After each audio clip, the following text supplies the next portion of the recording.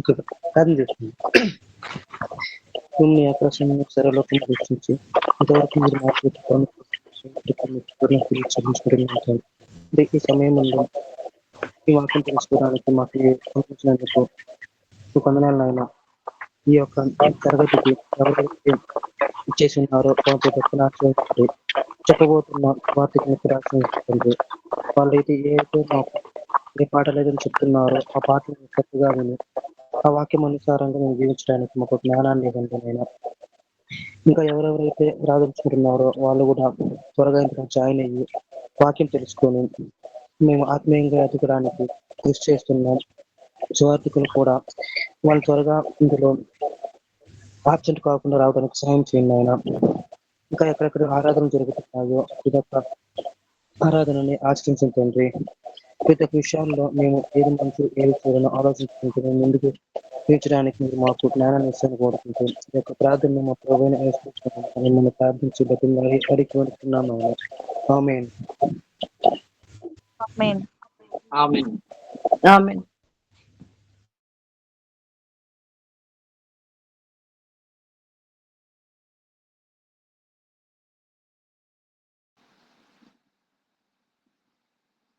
Last time ఏ పాఠం చెప్పుకున్నదో గుర్తున్నదండి? క్రొత్త నిబంధన ధర్మశాస్త్రం. ఓకే. క్రొత్త నిబంధన పాత నిబంధన ధర్మశాస్త్రం. ఆ,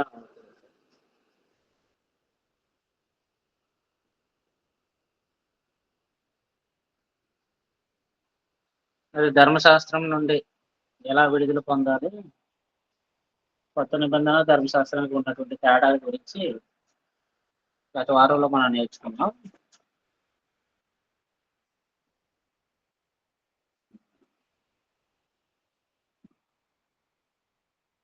యశ్రత్న గారు మీరు బయట ఉన్నారండి? బయట ఉన్నా సార్. ఓకే.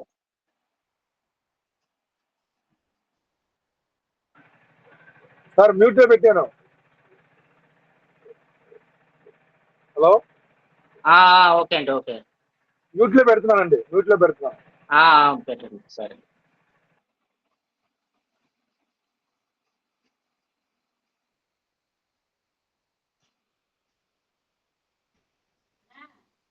సార్ వందనాలు సార్. వందాలు రాజు గారు. అదే సార్ అటెండెన్స్ నెంబర్ 8 సార్. 8 కదండి. ఓకే, సరే. Thank you sir. 26 ఎలా? 26 కదమ్మా? అవునన్నయ్య. ఓకే అమ్మా, 26 కల్లా.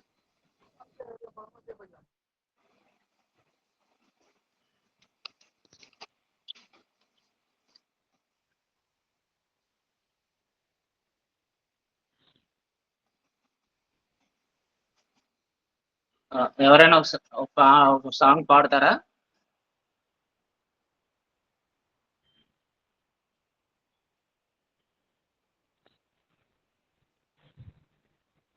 నేను పాడతానన్నయ్య. ఓకే అమ్మా, పాడు.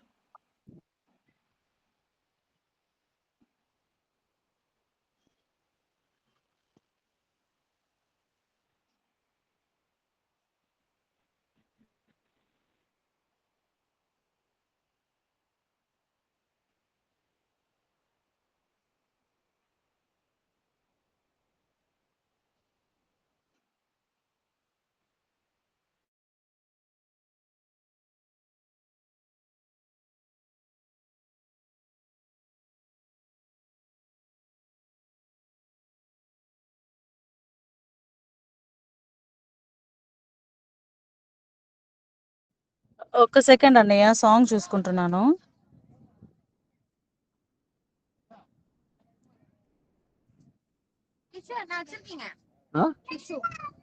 ఇల్లమ్మా.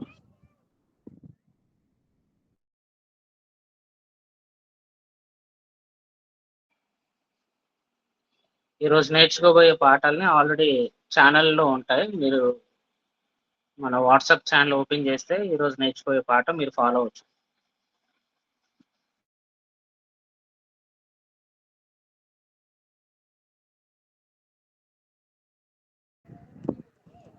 ఆరాధనా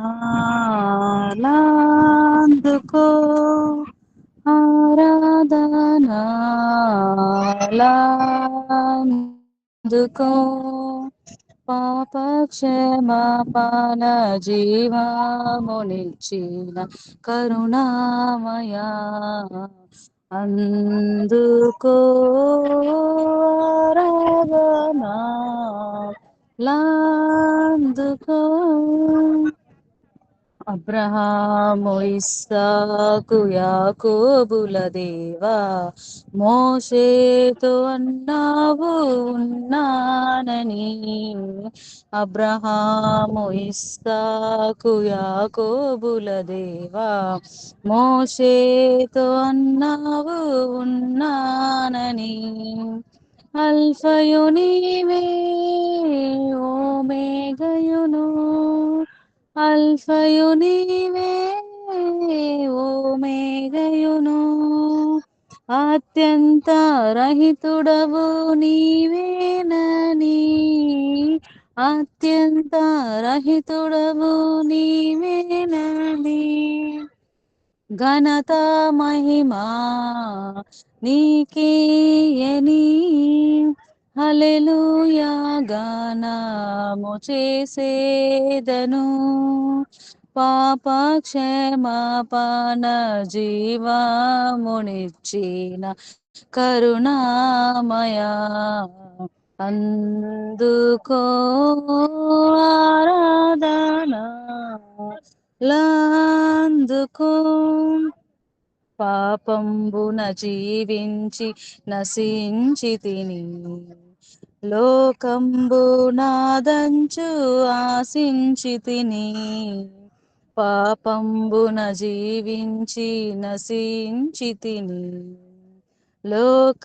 లోకంబునాదంచు ఆశించి తిని అయినా నీవు రక్షణనివ్వా అయినా నీవు రక్షణనివ్వా ప్రేమించి పంపితివి యేసు ప్రభుని ప్రేమించి పంపితివి యేసు ప్రభుని ఘనత మహిమా నీకేయని హల్లెలూయా గానము చేసేదను పాప క్షమాపణ జీవమునిచ్చిన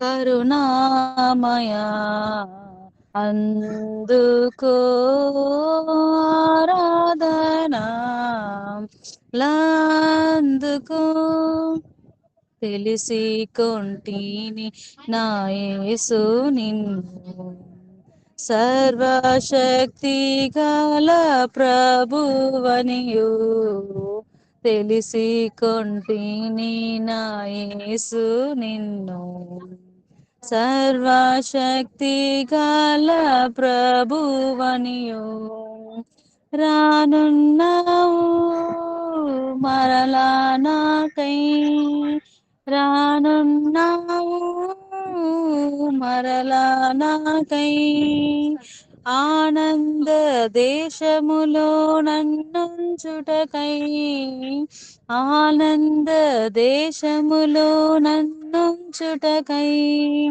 ఘనత మహిమా నీకేయని హల్లెలూయా గానము చేసేదను పాప క్షమాపణ జీవమునిచ్చిన కరుణామయా అందుకో ఆరాధనా లాందుకో అంద సౌందర్యములు వ్యర్థంబని ఆశించితి ముత్యంబుగా నుండుటకై అంద సౌందర్యములు వ్యర్థంబని ఆశించితి ముత్యంబుగా నుండుటకై నిన్న నేడు నిరంతరము నిన్న నేడు నిరంతరము మారాని మా ప్రభు నీకే స్తుతులు, మారాని మా ప్రభు నీకే స్తుతులు, ఘనతమయా నీకే, హల్లెలూయా గానము చేసేదను, పాప క్షమాపణ జీవమునిచ్చిన కరుణామయా, అందుకో ఆరాధనా లాందుకో. థ్యాంక్ యూ అన్నయ్య. Thank you. ఈ రోజు మన మధ్య వాక్యాన్ని వివరించడానికి మన మధ్య సహోదరులు వైజాగ్, విశాఖపట్నం, ఆర్లవలో దేవుని పరిచయం చేస్తున్న, శ్రీకాంత్ నగర్లో పరిచయం చేస్తున్నటువంటి సహోదరులు జాషువా గారు ఉన్నారు. ఈరోజు 2 టాపిక్స్ ఆయన కవర్ చేస్తారు. అందరూ జాగ్రత్తగా విని నోట్స్ రాసుకోండి. టాపిక్స్ ఏంటన్నది కూడా మన వాట్సాప్ ఛానల్లో పెట్టడం జరిగింది. అవి మీరు ఫాలో అవుతూ డౌట్స్ ఏమైనా ఉంటే దగ్గర రాసుకోండి. లెసన్ అయిన తర్వాత మీకు డౌట్స్ అన్ని క్లారిఫై చేస్తారు సహోదరులు జాషువా గారు వాక్యాన్ని అందించవలసిందిగా ఆయన ఆహ్వానిస్తున్నారు.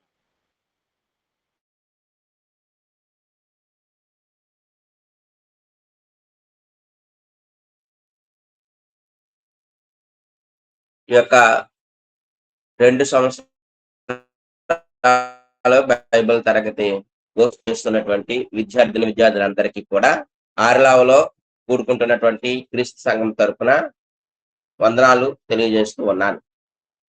సమయంలో చిన్న ప్రార్థన చేసుకుని మనం వాక్యంలోకి వెళ్దామండి. లేకపోతే ఎవరైనా ప్రార్థన చేయండి. రాజు గారు ఉన్నారండి? రాజు గారు వందనాలు సార్. ప్రే చేయండి బ్రదర్. చిన్న సరే సార్. అందరికీ వందనండి. ప్రార్థన చేసుకుంటాం. పరిశుద్ర మహోన్నతుడ తండ్రి, మీ ఘనమైన అతి శ్రేష్టమైన నామాన్ని బట్టి మీకు లెక్కలేని స్థుతులు స్తోత్రాలు చెల్లిస్తున్నాం తండ్రి. అయ్యా తండ్రి, మీ చిత్తాన్ని బట్టి నేడు తిరిగి చూడడం గొప్ప భాగ్యాన్ని బట్టి వందన తండ్రి. నేటి ఉదయకాల సమయం నుంచి తండ్రి సాయంకాలం సమయం వరకు మీరు చూపిన కృప దివ్యమైన ఆశీర్వాదాలు బట్టి మీకు నిండు కృతజ్ఞతలు చెల్లిస్తున్నాం తండ్రి. అయ్యా తండ్రి, మేము ఎలాగో తండ్రి ఇలాగే ఈ విధంగా తండ్రి మీరు ఈ సామాజిక మాధ్యమంలో ఈ విధంగా కూడుకుని తండ్రి మీరు మాకు ఇచ్చిన పరిశుద్ధ గ్రంథంలో పొందపరిచిన లేఖనాలకు వివరాలు తెలుసుకుని ఇచ్చిన భాగ్యాన్ని బట్టి వందనాలు తండ్రి. ప్రస్తుతం వాక్యాన్ని బోధించిన సహోదరులు తగిన జ్ఞానాన్ని ఇవ్వండి. మాకు అర్థమయ్యే రీతిలో బోధించిన సామర్థ్యాన్ని అనుగ్రహించండి. మేము కూడా తండ్రి వినిన వాక్యాన్ని విడిచిపెట్టకుండా వాక్యానుసారం నడిచిన భాగ్యాన్ని మాకు అనుగ్రహించమని ఈ చిన్నపాటి బైబిల్ తరగతిని అంతటి తండ్రి ప్రారంభం నుంచి ముగింపు వరకు తండ్రి మీకు ఇష్టకరంగానే మీకు మహిమకరంగా మీరు ముందు నడిపించి మహిమ పొందమని మా రక్షకుడు మీ ప్రియ కుమారుడైన నజరేయుడైన యేసుక్రీస్తు నామం పేరిట అడిగి వేడుకుంటున్నాం తండ్రి. ఆమేన్. ప్రార్థనలో నడిపించిన సహోదరులకు వందనాలండి. ఈ సమయంలో మనం ప్రాథమిక పాఠాల్లో ఒక పాఠమైనటువంటి సత్యవాక్యమును సరిగా విభజించుట, అపోస్తలుడైన పౌలు తిమోతికి రాస్తూ 2వ పత్రిక 2వ అధ్యాయము 15వ వచనంలో అక్కడ ఒక మాట మనకు కనబడుతూ ఉంది. ఒకసారి ఆ మాట మనం చదువుదాం. అపోస్తలుడైన పౌలు తిమోతికి రాస్తూ 2 తిమోతి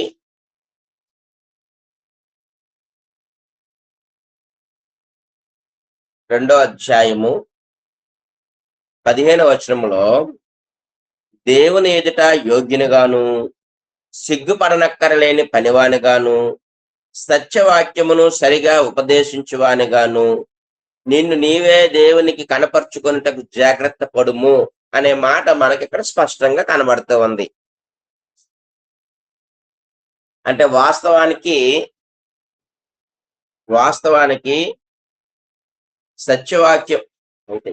సత్యవాక్యమును సరిగా విభజించటం అనేది ఇప్పుడున్నటువంటి క్రైస్తవులు అనబడుతున్నటువంటి వారికి ఈ విషయం అనేది అర్థం కావటం లేదు.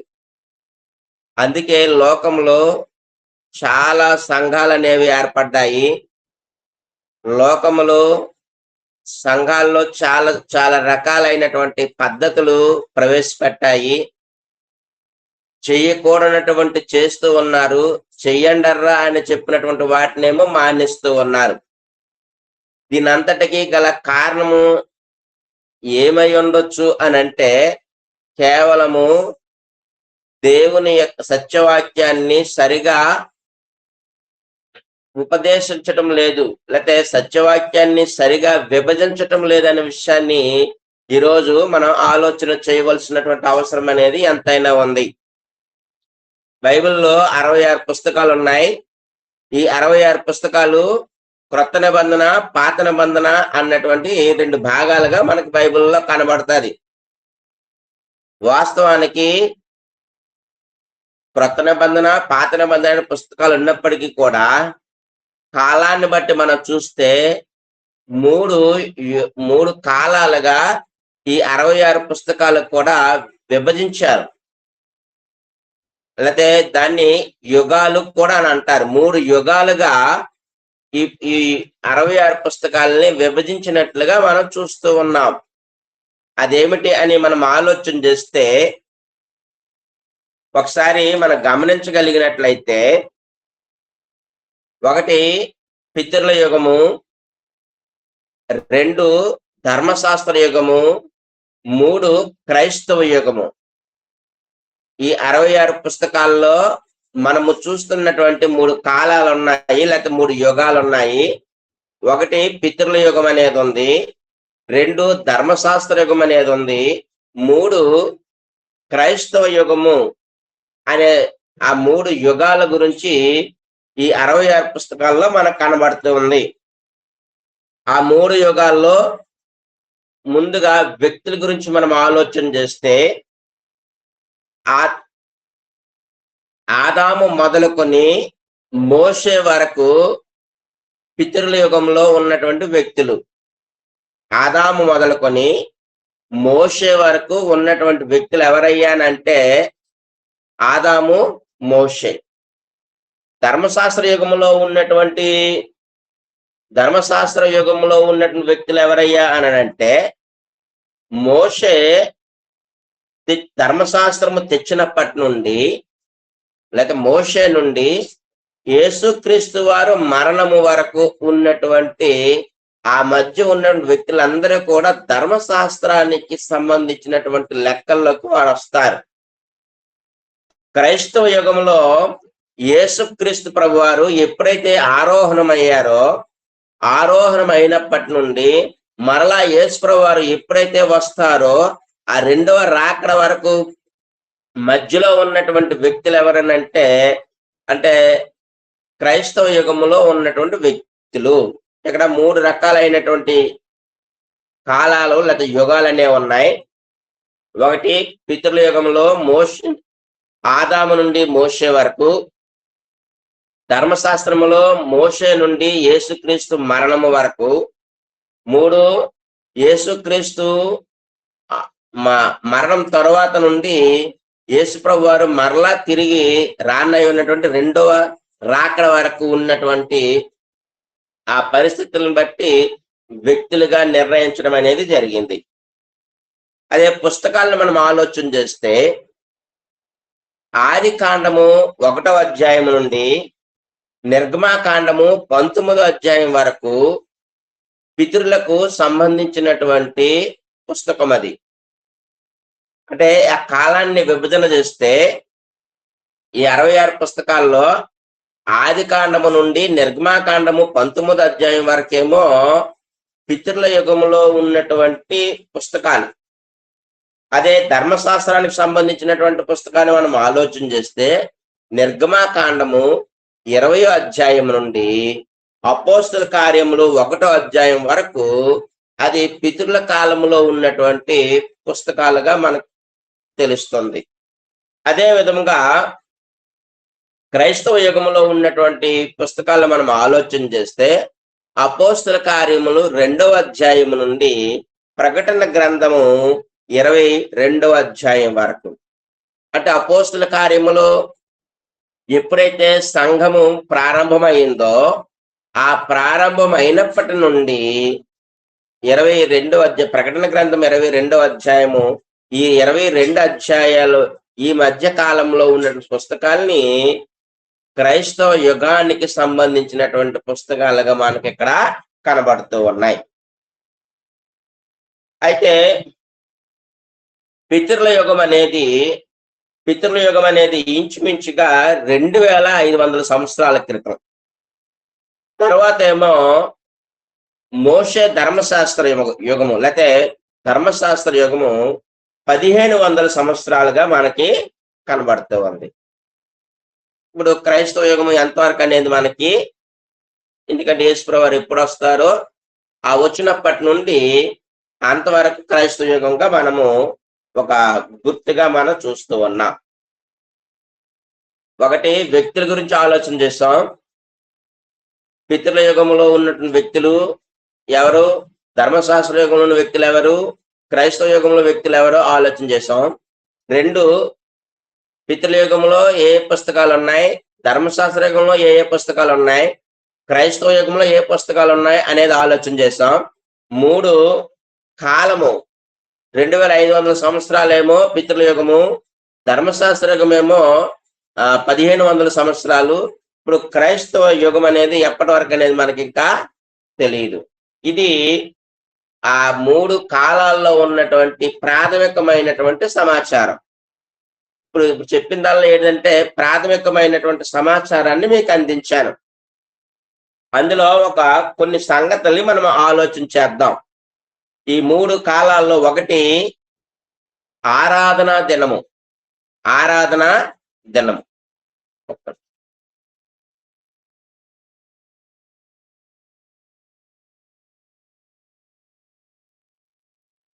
ఒకటి ఆరాధన దినము.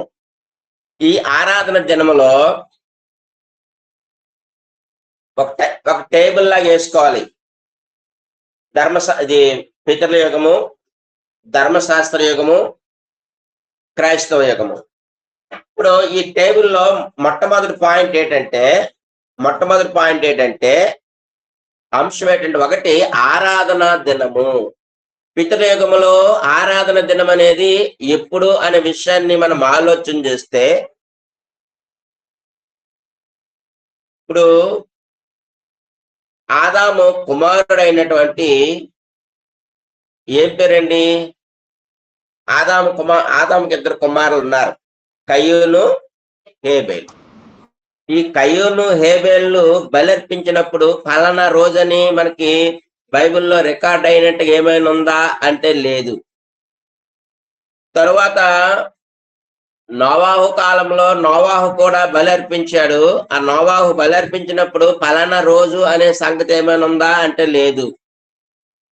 తర్వాత అబ్రహాము తాను వెళ్ళినటువంటి ప్రతి చోట కూడా బలిపీఠం కట్టి యెహోవా నామమున ప్రార్థన చేస్తూ ఉండేవాడు. అప్పుడు ఫలానా రోజు అనే విషయం అనేది మనకి ఎక్కడ కూడా లేదు. అంటే మన పాయింట్ ఏంటంటే ఆరాధనా స్థలం అనేది పితరుల యుగములో నిర్ణీతమైనటువంటి దినము లేదు అనే విషయాన్ని మనం గమనించాలి. ఇప్పుడు ధర్మశాస్త్ర యుగంలోకి వస్తే ఆరాధన దినం అనేది దేవుడు స్పెసిఫిక్ గా ఒక దినాన్ని ఆయన ఏర్పాటు చేశాడు. ఏమిటి అని మనం ఆలోచన చేస్తే నిర్గమకాండము 20వ అధ్యాయము 8వ వచనములో విశ్రాంతి దినము అనే ఒక దినాన్ని ఏర్పాటు చేశాడు. ఒకసారి చూడండి, విశ్రాంతి దినము 20వ అధ్యాయము 8వ వచనంలో అక్కడ మనకి స్పష్టంగా తెలుస్తూ ఉంది. దేవుడు కొండ మీద ఆజ్ఞ అనుగ్రహిస్తున్నప్పుడు ఆయన ఇచ్చినటువంటి ఆజ్ఞల్లో ఇది ఎన్నో ఆజ్ఞలంటే 4వ ఆజ్ఞ, దైవ సంబంధమైనటువంటిది. ఎవరైనా తీస్తే చదవండి ఒకసారి. విశ్రాంతి దినమును పరిశుద్ధముగా ఆచరించుటకు జ్ఞాపకం ఉంచుకొనుము. 6 దినములు నీవు కష్టపడి నీ పని అంతయు చేయవలను. 7వ దినము నీ దేవుడైన యెహోవాకు విశ్రాంతి దినము. దానిలో నీవైనను, నీ కుమారుడైనను, నీ కుమార్తె అయినను, నీ దాసుడైనను నీ దాసి అయినను నీ పశువైనను నీ ఇండ్లలో నున్న పరదేశి అయినను ఏ పని చేయకూడదు. చాలమ్మా, థ్యాంక్ యూ. విశ్రాంతి దినమును పరిశుద్ధముగా ఆచరించుటకు జ్ఞాపకం ఉంచుకున్నాము. 6 దినములు కష్టపడి అని అన్నాడండి. ఆదివారం 1వ తారీఖు, అదే 1 ఆదివారం నుండి లెక్క పెడితే శుక్రవారం వరకు 6 దినాలు. 7వ దినం ఏంటంటే శనివారం. 7వ దినము శనివారం. విశ్రాంతి దినం అంటే 7వ దినము అని అర్థం అండి. ఇంకా మనకి స్పెసిఫిక్ గా తెలియాలి, స్పష్టంగా తెలియాలని అంటే మత్తయి సువార్త 28వ అధ్యాయము 1వ వచనంలో ఆ మాట మనకి స్పష్టంగా కనబడుతుంది. ఒకసారి చూడండి, మత్తయి సువార్త 28వ అధ్యాయము 1వ వచనంలో, విశ్రాంతి దినము గడిచిపోయిన తర్వాత ఆదివారమున తెల్లవారుచుండగా మగ్ధలేని మరియయు వేరొక మరియయు సమాధిని చూడవచ్చు. చాలండి, థ్యాంక్ యూ. విశ్రాంతి దినము గడిచిపోయిన తరువాత ఆదివారమున అని అన్నాడండి. అంటే విశ్రాంతి దినం అంటే ఏంటి? శనివారం. అంటే శనివారము స్పెసిఫిక్ గా దేవుడు ఇశ్రాయేలుకి ఏం చెప్పాడంటే, మీరు ఖచ్చితంగా ఏం చేయాలంటే విశ్రాంతి దినాన్ని పాటించాలి, 7వ రోజున మీరు పాటించాలి. ప్రతి ఒక్కరూ కూడా ఆ 7వ దినాన్న మీరేం చేయాలంటే పాటించాలని ఒక ఆజ్ఞని ఖచ్చితంగా దేవుడు ఏర్పాటు చేశాడు. అది ఆ మోషే ధర్మశాస్త్ర గ్రంథంలో లేకపోతే ధర్మశాస్త్ర యుగంలో ఉన్నటువంటి ఆరాధన దినము ఏ రోజు అయ్యానంటే కేవలము శనివారం మాత్రమే ఆరాధించేవారు. ఈరోజు సెవెంత్ డే అడ్వెంటిస్ట్ అనే ఒక చర్చ్ ఉంది. ఆ చర్చ్ వారు ఆదివారం ఆరాధన చేయరు, కేవలము శనివారం మాత్రమే వారు చేస్తారు, కానీ మిగతా కార్యక్రమాలు ఏమి చేయరు. అది గమనించండి. ఇప్పుడు ధర్మశాస్త్ర యుగంలో ఉన్నటువంటి వ్యక్తులాగా ఆయన ఆరాధించేటప్పుడు బలులు అర్పించాలి, హోమాలు చేయాలి, యెరూషలేముకి వెళ్ళాలి, బోల్డ్ తతంగం ఉంది. అదేవి చేయడండి, శనివారం మాత్రమే ఆరాధిస్తాడు. అంటే వాక్యము సత్యవాక్యాన్ని సరిగా విభజన చేయటంలో ఫెయిల్ అయిపోతూ ఉన్నాడు వ్యక్తి. ఇప్పుడు క్రైస్తవ యుగంలోకి వస్తే, క్రైస్తవ యుగంలో క్రైస్తవులుగా మనం ఎప్పుడు ఆరాధన చేసుకోవాలి అని అంటే అపోస్తుల కార్యములు 20వ అధ్యాయము 7వ వచనంలో అక్కడ ఏమంటూ ఉన్నాడంటే, పౌలు మాట్లాడుతూ మేము ఆదివారమున కూడుకున్నప్పుడు అనే మాట అక్కడ మనకు కనబడు. రొట్టె విరుచుటకు మేము కూడుకునేటప్పుడు వెళ్ళనయుండి వారితో ప్రసంగించు అర్ధరాత్రి వరకు విస్తరించి మాట్లాడుచుండెను. చాలమ్మా, థ్యాంక్ యూ. ఆదివారమున మేము రొట్టె విరుచుటకు కూడుకున్నప్పుడు అని అన్నాడండి. అంటే ఆదివారమున ఏం జరగాలి? రొట్టె విరవాలి. ఏ రోజు కూడుకున్నారు? ఆదివారమనే కూడుకున్నారు. దీనికి మరొక వచనం కూడా మనం చూస్తే, అపోస్తలుడు పౌలు 1 కొరింథీయులకు రాసిన పత్రిక 16వ అధ్యాయము 1-2 వచనాల్లో ప్రతి ఆదివారమును మీరు కూడుకున్నప్పుడు చందా పోగు చేయకుండా ఏం చేయాలన్నాడు అక్కడ. ఒకసారి చూడండి ఆ మాటలు. చందా విషయం అయితే నేను గల్తీ సంఘం నియమించిన ప్రకారము మీరు చేయుడి. చందా పోగు చేయకుండా ప్రతి ఆదివారమున మీలో ప్రతి వాడును తాను వర్ధిల్లును కొలిది తన యొద్ద కొంత సొమ్ము నిల్వ చేయవలెను. చాలండి. అంటే ఆదివారము దినము నాడే కూడుకోవాలి. ఆదివారము దినము నాడే ఏం చేయాలంటే ఆరాధన చెయ్యాలి. అది ప్రభువు దినము. ప్రకటన గ్రంథము 1వ అధ్యాయంలో ఆ మాట మనకు కనబడుతూ ఉంది. అపోస్తలుడైనటువంటి యోహాను పద్మాస్ ద్వీపంలో ఉండేటప్పుడు దేవుడు ఏం చేస్తుంటే ప్రత్యక్షంతో ఒక మాట అన్నాడండి 10వ వచనంలో, ప్రభువు దినమందు ఆత్మవశుడనై ఉండగా, ప్రభువు దినమందు ఆత్మవశుడనై ఉండగా, అంటే ప్రభువు దినమది. ఆదివారం అనేది నీ దినము కాదు, నా దినము కాదు. చికెన్కి మటన్కి వెళ్ళి లైన్ లో ఉండి ఆరాధన ఎగ్గొట్టే దినం కాదు. ఇంటి దగ్గర ఉద్యోగాలు చేసుకుని వచ్చాం కదా, బట్టలు ఉతుక్కుందామని బట్టలు ఉతుక్కోవడానికి ఉండే దినం కాదు. అది ప్రభువు దినము అని గుర్తు పెట్టుకోవాలి మనం. మంచిదే, బట్టలు ఉతుక్కోవచ్చు ఆ రోజు, నేను కాదన్ను. చికెన్ తెచ్చుకోవచ్చు, మటన్ తెచ్చుకోవచ్చు, ఏదైనా తెచ్చుకోవచ్చు, కాదన్ను. కానీ ప్రభువు దినాన్ని, ప్రభువుకి ఇవ్వవలసినటువంటి ఆ సమయాన్ని ఇచ్చే మిగతా పనులు మనం చేసుకోవాలి. ఆ ప్రభువు దినం మీద నీకు గాని నాకు గాని సర్వాధికారం అనేది లేదది. అది ప్రభువు దినం. అది ఈరోజు మనుషులకి ఏది అర్థం కాక చాలా మంది ఆరాధన అంటే నిర్లక్ష్యమైనటువంటి స్వభావంతో మనుషులు ముందుకి కొనసాగుతూ ఉన్నారు. ఏమవుతులే అనే అనుకున్నటువంటి భ్రమలో ఉన్నారు. కానీ జరుగుతుంది, అది మనుషులు గుర్తించడం లేదు. కానీ క్రైస్తవుడుగా, రక్షణ పొందినటువంటి వారిగా మనము ప్రభు యొక్క దినాన్ని ఎప్పుడూ నిర్లక్ష్యం చేయకూడదు. అది ప్రభువు దినము కాబట్టి ఆ దినం మీద, ఆ 2 గంటలు, ఆ దినం మీద నీకు నాకు అధికారం లేదు. ప్రభువుని ఆరాధించడానికి వెళ్ళినటువంటి 2 గంటలకి ఆ 2 గంటలు మనకి అధికారం లేదు. మిగతాది మనకి అధికారం ఉంది. మనం ఏ పనైనా చేసుకోవచ్చు. కాబట్టి క్రైస్తవులకి ఆదివారం నాడు ఆరాధన దినము ఉంది అనే విషయాన్ని ఈ రోజు మనం ఆలోచన చేస్తూ ఉన్నాం.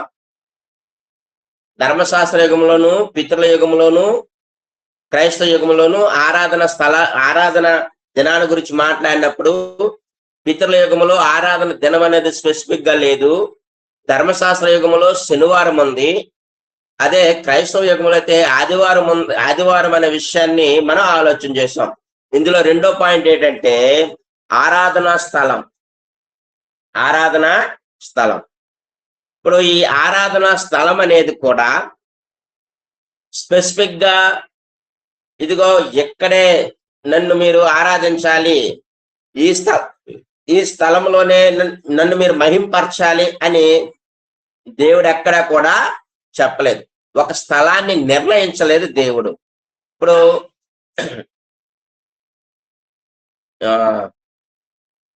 ఎవరు ఆదాము కుమారుడు పేరు, ఏం పేరు? హేబేలు అర్పించాడు బలి. ఏ ప్లేస్ లో అర్పించాడు తెలియదు మనకి. నోవాహు అర్పించాడు, ఏ ప్లేస్ లో అర్పించాడు తెలియదు. అబ్రహాం అర్పించాడు, ప్లేస్ అయితే మనకు తెలుసు.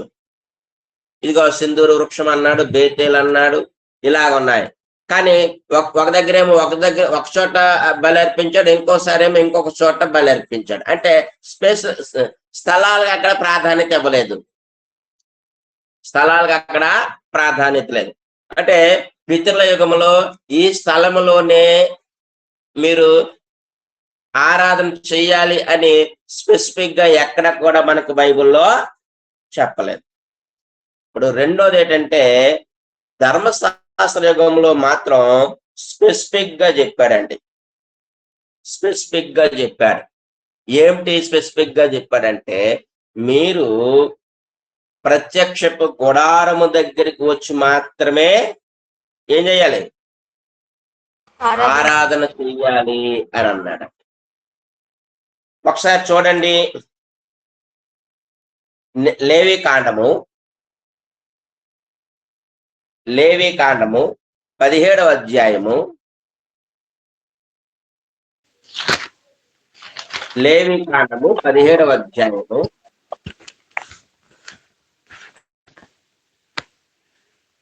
అధ్యాయము 3-4 వచనాల్లో ఇశ్రాయేలీల కుటుంబములలో కుటుంబములలో యెహోవా మందిరము ఎదుట యెహోవాకు అర్పణ అర్పించుటకు పూనుకొనువాడు, అది ఎద్దే గాని గొర్రెయే గాని మేకయే గాని ప్రత్యక్షపు గుడారము యొక్క ద్వారమునొద్దకు దానిని ముందు లేక పాలెములో వధించినను పాలెమునకు వెలుపల వధించినను ఆ మనుషుడు తన ప్రజలలో నుండి కొట్టివేయబడును. చాలండి. అంటే ప్రత్యక్షపు గుడారము దగ్గరికే వచ్చి ఆ బలి అనేది అర్పించాలి. అంటే ఆరాధన స్థలం ఏదయ్యా ఉందయ్యా అని అంటే పితరుల ధర్మశాస్త్ర యుగములో ప్రత్యక్షపు గుడారము ఎదుట అని అన్నాడండి. అది కొంచెం మోడిఫై అయ్యి సొలొమోను కాలం దగ్గరికి వచ్చేటప్పటికి సొలొమోను కట్టించినటువంటి ఆ యెరూషలేము దేవాలయం దగ్గరికి వచ్చి అర్పించాలనేది ఎప్పుడొచ్చింది ఆ పద్ధతి అని అంటే సొలొమోను యెరూషలేము దేవాలయాన్ని నిర్మించిన తరువాత వచ్చింది మరలా. అంటే ఆవిడకి 2 ప్లేస్లు ఉండేవి. ఒకటి ప్రత్యక్షపు గుడారం ఉండేది. ఈ ప్రత్యక్ష గుడారానికి స్పెసిఫిక్ గా ఒక స్థలం అనేది లేదు.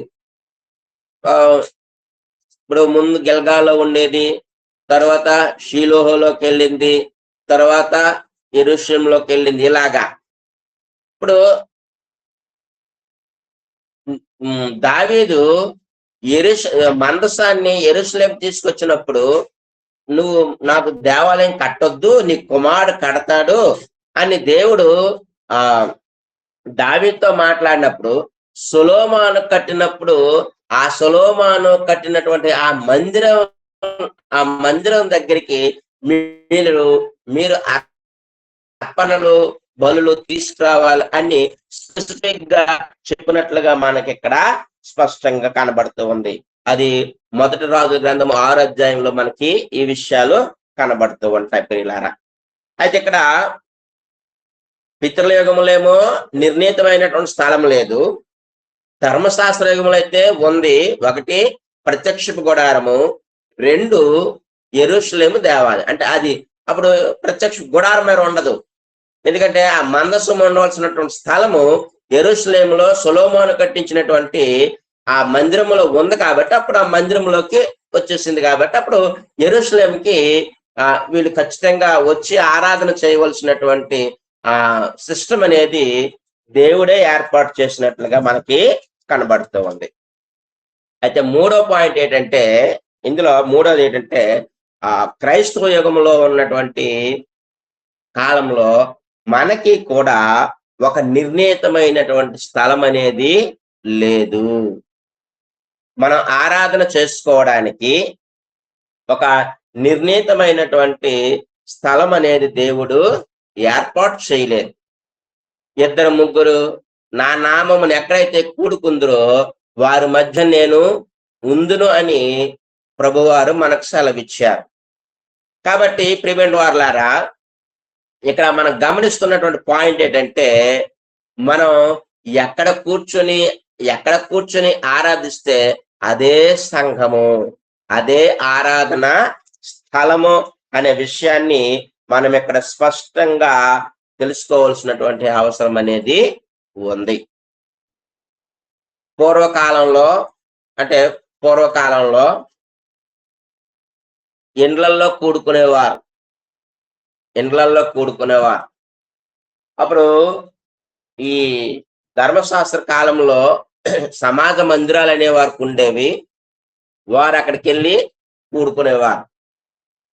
ఆ తర్వాత కాలంలో క్రైస్తవ యుగం వచ్చేటప్పటికి అపోస్తుల కార్యం మనం వ్రాస్తున్న సమయంలో ఇంటింటా కూడుకొనుచు అనే మాటలు వాడారు. ఇంటింటా కూడుకోవటం అంటే నీరో చక్రవర్తికి వచ్చేటప్పటికి సమాధుల్లోకి వెళ్ళి ఆరాధన చేసుకునేవారటండి. అవకాశం ఇచ్చేవారు కాదట వాళ్ళు.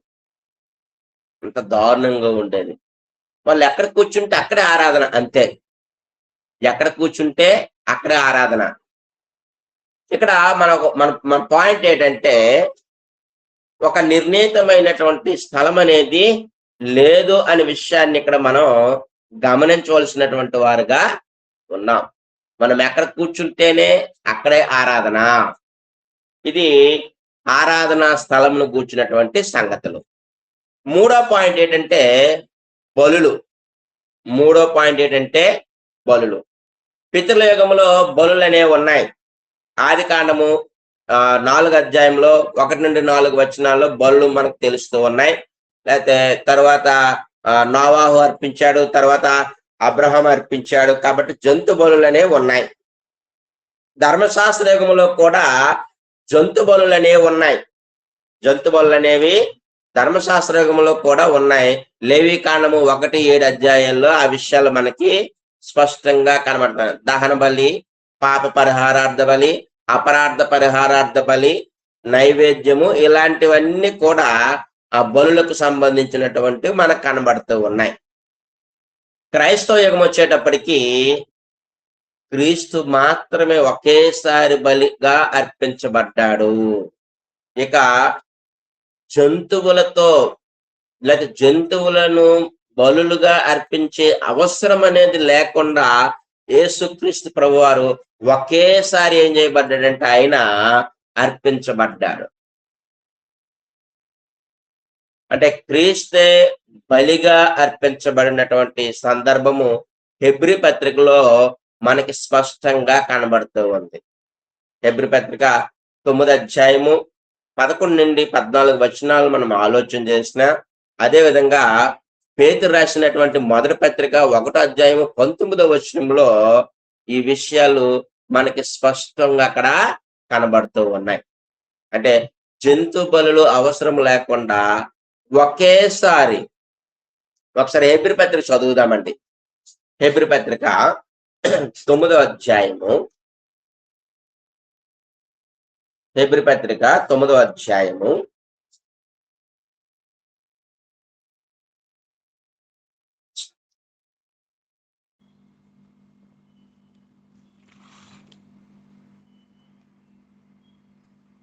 11వ వచనం నుండి 14వ వచనంలో అయితే క్రీస్తు రాబోచున్న మేలుల విషయమై ప్రధాన యాజకుడుగా వచ్చి తానే నిత్యమైన విమోచన సంపాదించి హస్తకృత్యము కానిది అనగా ఈ సృష్టి సంబంధము కానిదియు మరియు ఘనమైనదియు పరిపూర్ణమైనదియునై గుడారము ద్వారా మేకల యొక్కయు కోడెల యొక్కయు రక్తముతో కాక తన స్వరక్తముతో ఒకేసారి పరిశుద్ధ స్థలములలో ప్రవేశించును.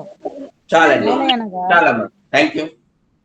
మేకల యొక్కయు కోడెల యొక్కయు రక్తంతో కాక తన స్వరక్తముతో ఒక్కసారే పరిశుద్ధ స్థలములో ప్రవేశించెను.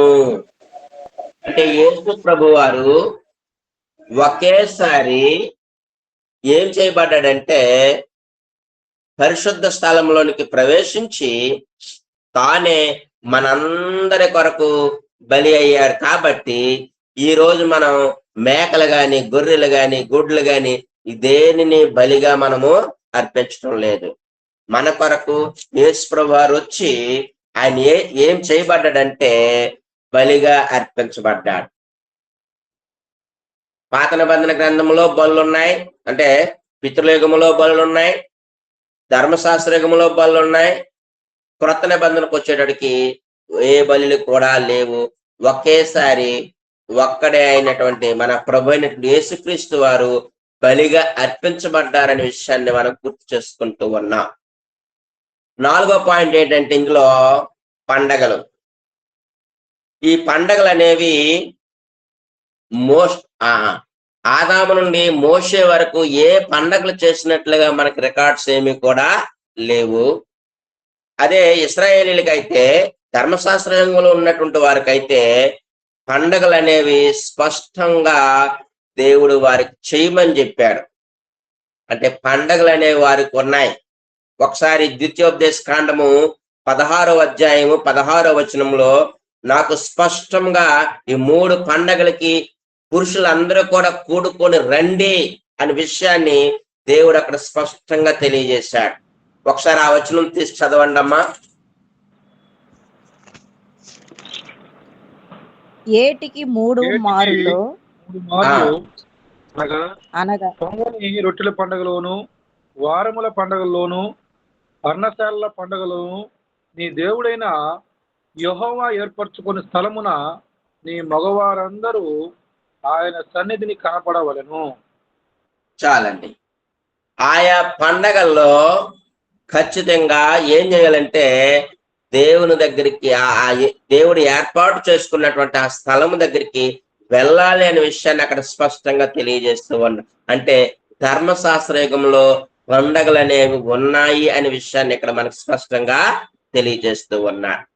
అయితే క్రైస్తవులైనటువంటి మనకి పండగలు ఏమైనా ఉన్నాయా అని అంటే మనకి పండగలు అనేవి ఏవి కూడా లేదు అనే విషయాన్ని స్పష్టంగా తెలియజేస్తూ ఉంది మనకి పరిశుద్ధ గ్రంథమైనటువంటి. ఒకసారి అపోస్తలుడు పౌలు కొలస్సీలకు రాస్తూ 2వ అధ్యాయము 16-17 వచనాల్లో అపోస్తలుడు పౌలు కొలస్సీలకు రాసినటువంటి పత్రిక. కాబట్టి ఆ అన్నపానముల విషయములలోనైనను పండగ అమావాస్య విశ్రాంతి దినము పండుగ అమావాస్య అను వాటి విషయంలోనైనను మీకు తీర్పు తీర్చి అవనికి అవకాశం ఇయ్యకుడి. చూడండి 16వ వచనములో అన్నపానముల విషయంలో గాని పండుగ అమావాస్య విశ్రాంతి దినములు అనేటువంటి వాటిలో గాని మీకు తీర్పు తీర్చడానికి ఎవరికి అవకాశం ఇవ్వద్దు అని దేవుడు ఇక్కడ స్పష్టంగా తెలియజేస్తూ ఉన్నాడు. యూదులకి అన్నపానాల విషయంలో ఉంటాయి కట్టుబాట్లు, పండుగల్లో ఉన్నాయి, అమావాస్యలు కూడా వారు చేస్తారు, విశ్రాంతి దినాలను పాటిస్తారు. అది ఈ కొలస్సీలకు రాస్తూ యూదులుగా ఉన్నటువంటి మీరు ఎలాగ చేసేవారు, ఇలాంటి విషయాల్లో మీరు ఎవరికి అవకాశం ఇవ్వద్దు అని చెప్పాడండి. అదే గలతీ పత్రిక వస్తే గలతీ పత్రిక 4వ అధ్యాయంలో 4వ అధ్యాయము 10వ వచనంలో మీరు దినములను మాసములను ఉత్సవ కాలములను సంవత్సరములను ఆచరించున్నారు. 11వ వచనం మీ విషయమై నేను పడిన కష్టము వ్యర్థమైపోవునేమో అని మిమ్మల్ని గూర్చి భయపడుచున్నాను.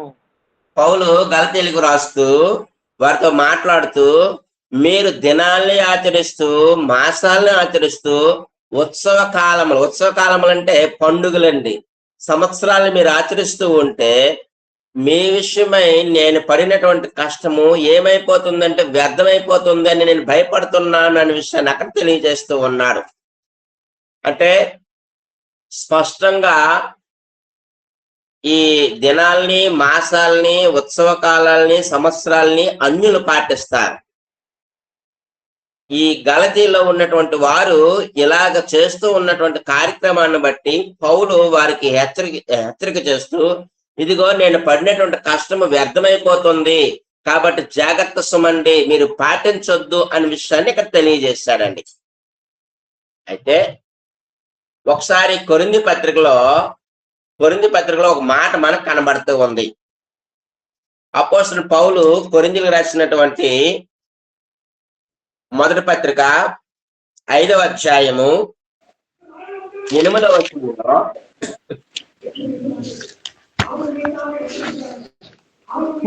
కనుక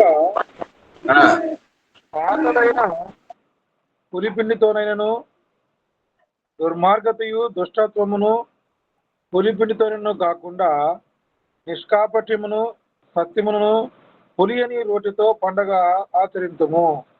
ఇక్కడ పండుగ ఆచరింతుము అనే మాట వాడాడండి. మనకు పండుగలు లేవు కదండి, పండుగ ఆచరింతుము అని అన్నాడు ఏంటండి అని మనం ఆలోచన చేస్తే నిష్కాపట్యమును సత్యములను పులియని రొట్టెతో పండుగ ఆచరింతుము అనంటే క్రైస్తవ జీవితం అంతా నిష్కపటముగాను సత్యమును కలిగి జీవించటమే ఒక పండుగ. ఇది ఈరోజు క్రైస్తవులకు అర్థం కావటం లేదు. మనం ఎలాగుండాలంటే ప్రతి ఆదివారము మనకు పండుగే.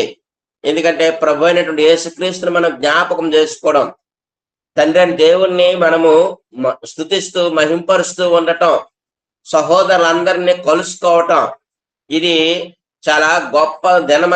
అది ప్రభు యొక్క దినములో ప్రతి ఆదివారం మనం ఇలాగ చేయటము అది నిష్కపటమైనటువంటి పులియనటువంటి రొట్టెతో మనము పండుగను ఆచరించటమే అని అన్నాడు. మనకు అవసరమైతే ఆదివారమే ఒక పండుగ దినోత్సవంగా మనం పాటించుకోవచ్చు, కానీ స్పెసిఫిక్ గా మనకు ఒక దినం అనేది ఏది కూడా లేదు. అది కూడా మన క్రైస్తవ జీవితం ఎలాగ ఉండాలంటే ఎప్పుడూ కూడా నిష్కపటంతో ఉండాలి, సత్యాన్ని అనుసరిస్తూ ఉండాలి. ఇలాగ జీవించడమే మన క్రైస్తవ జీవితానికి ఒక పండుగ. ఇది గుర్తుపెట్టుకోండి.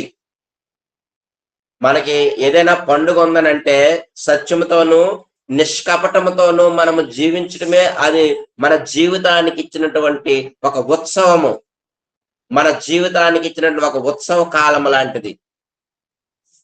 కానీ ఈరోజు మన పండుగలను బాగా సరదా అండి, ఏమీ ఉండదు, డబ్బులు ఖర్చు అంతే. కానీ ప్రభు దినాన్ని ఒక మంచి వాతావరణంలో మనం ఆయన ఆరాధిస్తూ మహింపరుస్తూ ఉంటే అదే ఒక పెద్ద పండుగలా మారుతుంటారు. ఇక్కడ పండుగ అంటే సత్యముతోనూ నిష్కపటమైనటువంటి నిష్కాపట్యముతోనూ సత్యముతోనూ కలిగి జీవించటమే ఒక పండుగ. అది ఆ పండుగ అంటే దాని అర్థం అండి. కాబట్టి పండుగ ఉంది కదండి, మనం పండుగ చేయాలి కదండి అని అనడానికి అవకాశం అనేది ఏది కూడా లేదు ప్రియులారా. ఐదో పాయింట్ ఏంటంటే ఆరాధనలో వాయిద్యాలు.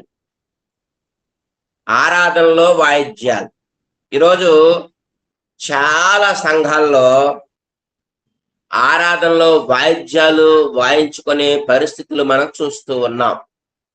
వాస్తవానికి ఆరాధనలో వాయిద్యాలు అనేవి పితరుల కాలంలో ఉన్నాయా అని అంటే పితరుల కాలంలో వాయిద్యాలు అనేవి లేవండి. అప్పటికే డెవలప్మెంట్ అయ్యింది వాయిద్యాలు. ఎలాగా మీరు చెప్పగలుగుతున్నారు అని మీరు నన్ను అడిగితే ఒకసారి ఆదికాండంలోకి రండి. ఆదికాండము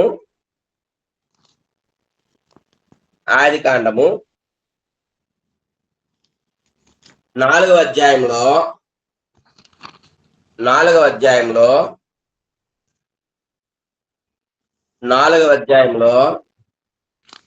21వ వచనం చూడండి. అతని సహోదరుని పేరు యూబాలు, ఇతడు సితారాను పానికను వాడుక చేయు వారికి అందరికి మూలపురుషుడు. చాలండి. అంటే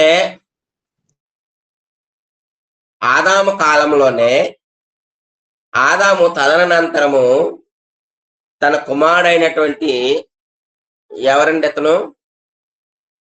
కయోను. ఈ కయోను సంతతిలోనే సితారాను వాడకం అనేది ప్రారంభమైంది.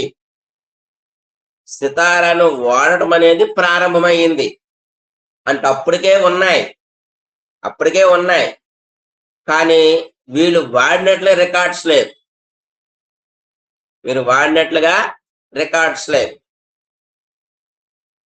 ఇప్పుడు ధర్మశాస్త్రంలోకి వచ్చేటప్పుడు మాత్రం ఖచ్చితంగా దేవుడే ఏం చెప్పాడంటే వాడండి అని చెప్పాడండి. 2వ దినవృత్తాంతాల గ్రంథం 29వ అధ్యాయము 25-29 వచనాలు ఒకసారి చదవండి.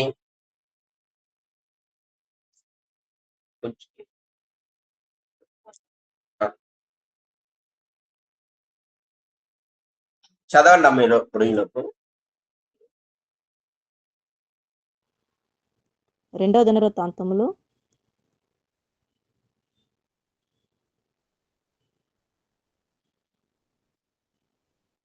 8వ వచనం సార్.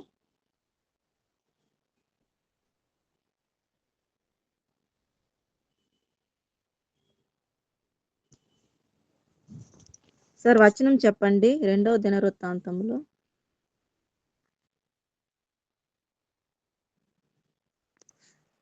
సార్ వాయిస్ బ్రేక్ అవుతుంది, కట్ అయింది. 29వ అధ్యాయం అండి, 29వ అధ్యాయము 25, 29 వచనాలు. మరియు దావీదు రాజుకు దీర్ఘదర్శి అయిన గాదును ప్రవక్త అయిన నాతాను చేసిన నిర్ణయం చొప్పున యెహోవా మందిరములో తాళములను, స్వరమండలములను, సితారాలను వాయించుటకై అతడు లేవీలను ఏర్పాటు చేశాడు. అలాగు జరగవల్లని యెహోవా తన ప్రవక్తల ద్వారా ఆజ్ఞాపించి ఉండెను. Next sir. ఓకే సార్, సరిపోతుంది. 25. ఇప్పుడు ఇక్కడ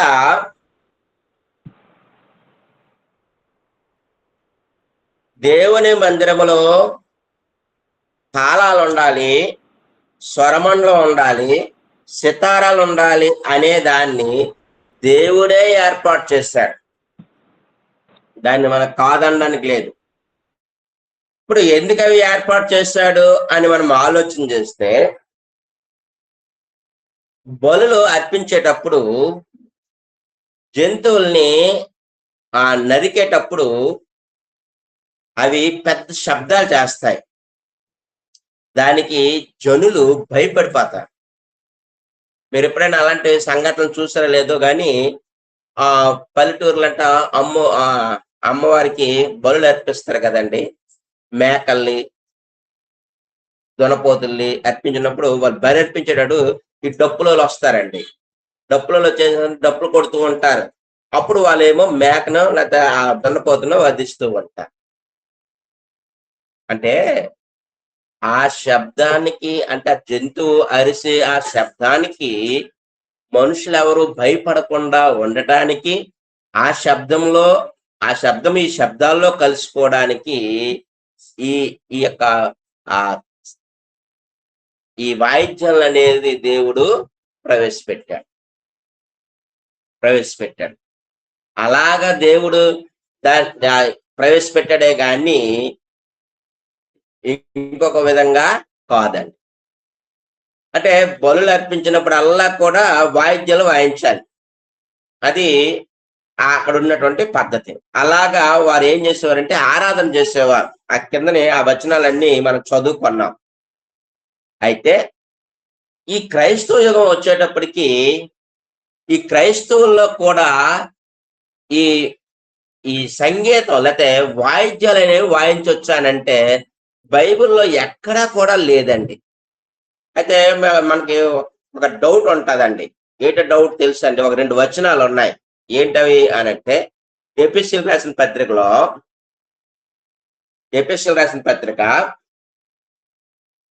5వ అధ్యాయము చూడండి, అక్కడ 19వ వచనం ఒకసారి చదవండి అమ్మా. అయితే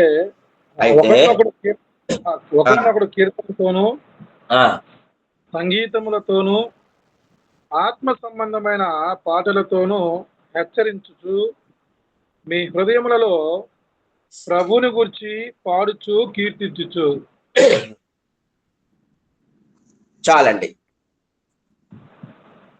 ఒకరినొకడు కీర్తనలతోనూ సంగీతములతోనూ ఆత్మ సంబంధమైన పాటలతో. ఇక్కడ మూడు మాటలు వాడాడండి. 1 కీర్తనలు అన్నాడు, 2 సంగీతాలు అన్నాడు, 3 ఆత్మ సంబంధమైన పాటలు అని అన్నాడండి. ఇప్పుడు ఈ 3 కూడా కీర్తనలకు సంబంధించినటువంటివే. ఈ 3 కూడా కీర్తనలకు సంబంధమే. ఇక్కడ సంగీతం అన్నటువంటి మాట దగ్గర ఇంగ్లీష్ లో వాడబడినటువంటి పదం ఏంటంటే మెలోడీ సాంగ్స్ అనే వాడబడేవి. మెలోడీ సాంగ్స్ అంటే భావపూరితమైన అర్థాన్ని ఇచ్చే ఆ పాటలనే ఉంటాయి.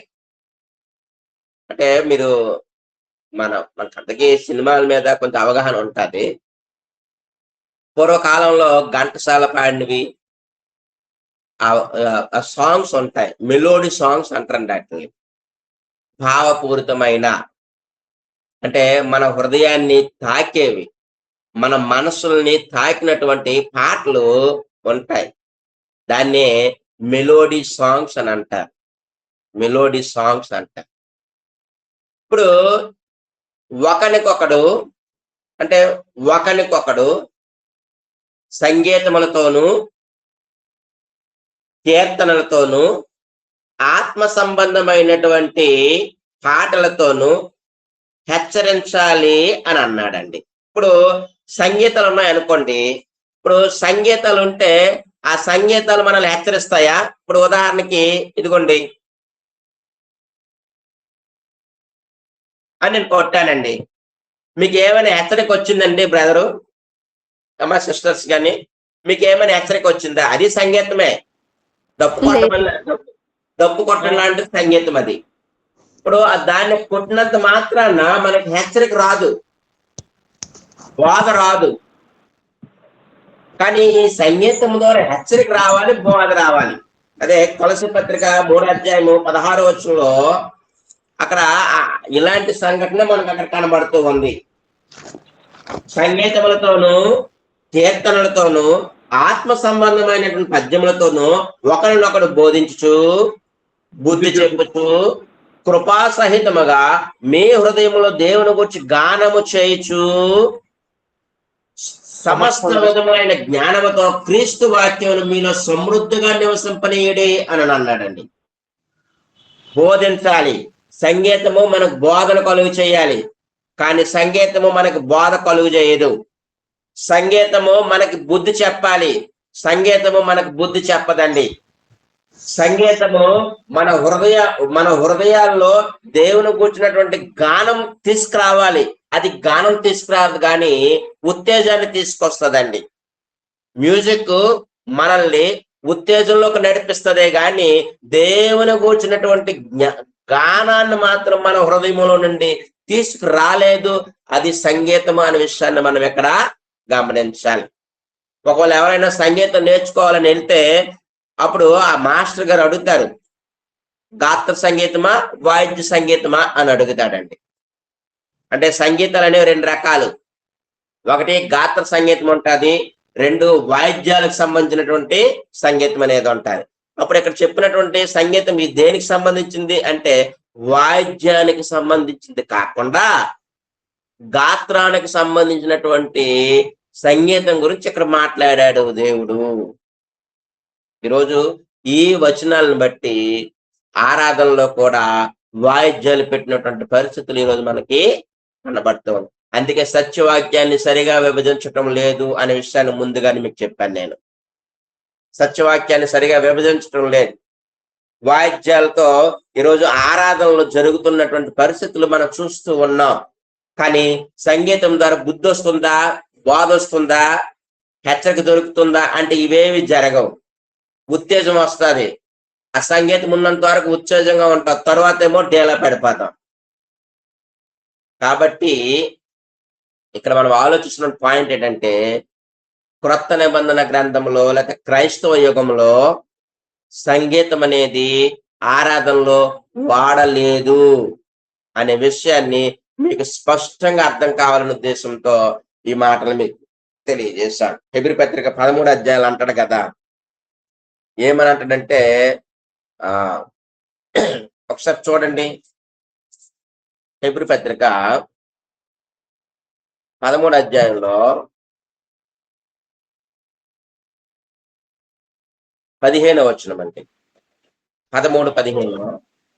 కాబట్టి ఆయన ద్వారా మనము దేవునికి ఎల్లప్పుడూ స్తుతియాగము చేయుదుము, అనగా ఆయన నామమును ఒప్పుకొనుచు జిహ్వా ఫలములు అర్పించుదము. చాలా మాటలు. ఎల్లప్పుడూ దేవునికి స్తుతియాగం చేయదము అనగా, అంటే స్తుతియాగం అంటే ఏంటో చెప్తున్నాడు. అనగా ఆయన నామాన్ని ఒప్పుకొనుచు జిహ్వా ఫలము. జిహ్వా ఫలం అంటే ఈ గాత్రం అండి. అంటే గాత్రము ద్వారా ఆయన్ని మనం మహింపరుస్తూ ఉండాలి, ఆయన్ని మనం ఘనపరుస్తూ ఉండాలి. ఇది జిహ్వ ఫలము అని అన్నాడు. అంటే గాత్ర సంగీతము అని మనం ఇక్కడ పెట్టుకోవాలి. గాత్ర సంగీతము, నేను ఇప్పుడు ఒక పాట పాడామనుకోండి, ఆ పాట వలన బోధ అయినా కలుగుతుంది, బుద్ధి అయినా కలుగుతుంది, హెచ్చరికైనా జరుగుతుంది, లేకపోతే దేవుణ్ణి స్తుతించడమైనా జరుగుతుంది. కానీ సంగీతం పుట్టినంత మాత్రాన బోధ రాదు, బుద్ధి రాదు, ఇంకా హెచ్చరిక దొరకదు, ఏమీ లేదు. కానీ మన హృదయానికి మాత్రం ఉత్తేజం మాత్రం ఉంటుందండి. అది మాత్రం గ్యారెంటీ. మనం వెళ్తే ఏదో సంగీతం విన్నాం అనుకోండి, ఉత్తేజం మనలో పుడుతూ ఉంటాం. అయితే 6వ పాయింట్ ఏంటంటే కానుకలు. 6వ పాయింట్ ఏంటంటే కానుకలు. ఆరాధనలో ఈ పితృయుగంలో కానుకలు అనేది ఇచ్చేవారు. ఎంత ఇచ్చేవారు అని అంటే వాళ్ళకి నచ్చినంత ఇచ్చేవారు. అబ్రహాం అయితే 10వ వంతు ఇచ్చాడండి. అబ్రహాము 10వ వంతు ఇచ్చాడు. ఆయన కన్నా 14 అధ్యాయంలో ఆ విషయాలు మనకు తెలుస్తాయి. తరువాత దాన్నే దేవుడు ఏం చేశాడంటే ఒక చట్టం చేశాడు. ధర్మశాస్త్రయుగంలో చట్టం చేశాడు. అయితే క్రైస్తవంలోకి వచ్చేటప్పటికి వర్ధిల్లును కొలది అనే మాట వాడాడు. మనం చదువుకున్నాం. అపోస్తలుడు పౌలు కొరింథీయులకు రాసినటువంటి మొదటి పత్రిక 16వ అధ్యాయం 2వ వచనంలో మీరు వర్ధిల్లును కొలది అనే మాట వాడాడండి. మీరు వర్ధిల్లును కొలది అనే మాట వాడాడు. అంటే వర్ధిల్లును కొలదంటే 10% కంటే ఎక్కువ అని అర్థం అండి. కానీ చాలా మంది ఏమనుకుంటారంటే 10% కిందే ఉండి మేము వర్ధిల్లును కొలదిస్తున్నాము అని అనుకుంటూ ఉన్నారు. మనం ధర్మశాస్త్ర యుగంలో లేము, క్రైస్తవ యుగంలో ఉన్నాం. కాబట్టి మనకు వర్ధిల్లును కొలది కూడా దేవునికి మనము ఎక్కువగా కానుక అనేది సమర్పించాలి. ఒకవేళ మనం 10% కంటే తక్కువగా ఇస్తే మనం ఇంకా ధర్మశాస్త్రంలోనే ఉన్నాము అనే విషయాన్ని గమనించాలి. కాబట్టి పితృయుగంలో కండిషన్ ఏం లేదు. కానీ అబ్రహాము తనకు వర్ధిల్లును కొలది 10% ఇచ్చాడు. దేవుడు దాన్నేమో చట్టం చేశాడు ధర్మశాస్త్ర యుగంలో. క్రైస్తవ వచ్చేటప్పటికి మీరు ధర్మశాస్త్రం కంటే శ్రేష్టమైనటువంటి నిబంధన లేదా ధర్మశాస్త్రం కంటే శ్రేష్టమైనటువంటి దీంట్లోకి వచ్చారు. కాబట్టి ధర్మశాస్త్రం కంటే ఎక్కువ మనం ఇవ్వాలి. అదే ఏంటిది అంటే ఆ వర్ధిల్లును కొలది అనే మాటను అక్కడ వాడాడు. ఇందులో 7వ పాయింట్ ఏంటంటే ఆహార నియమాలు. పాత నిబంధనలో అయితే అంటే పితరుల యుగములు అయితే నోవాహు కాలము వరకేమో జలప్రళయానికి ముందేమో కాయగూరలు మాత్రమే తినమని చెప్పాడండి. నోవాహు జలప్రళయం తరువాత మాంసాహారాన్ని ఇంట్రడ్యూస్ చేసి మీరు తినండి అని చెప్పాడండి. మాంసాన్ని తినండి, రక్తంతో తినొద్దు అని చెప్పాడు. ఇప్పుడు ధర్మశాస్త్రంకి వచ్చేటప్పటికి ఏం చెప్పాడంటే మీరు కొన్ని తినండి, కొన్ని తినకూడదు. అంటే జంతువుల్లో కూడా రకాలు చేశాడండి.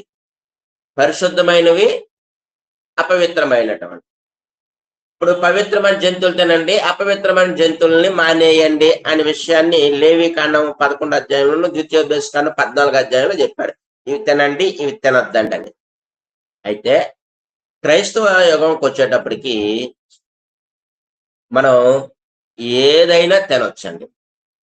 అంటే ఏదైనా తినొచ్చు. అయితే ఒకటి విగ్రహాలకు అర్పించినటువంటి వాటిని మాత్రం మనం తినకూడదు.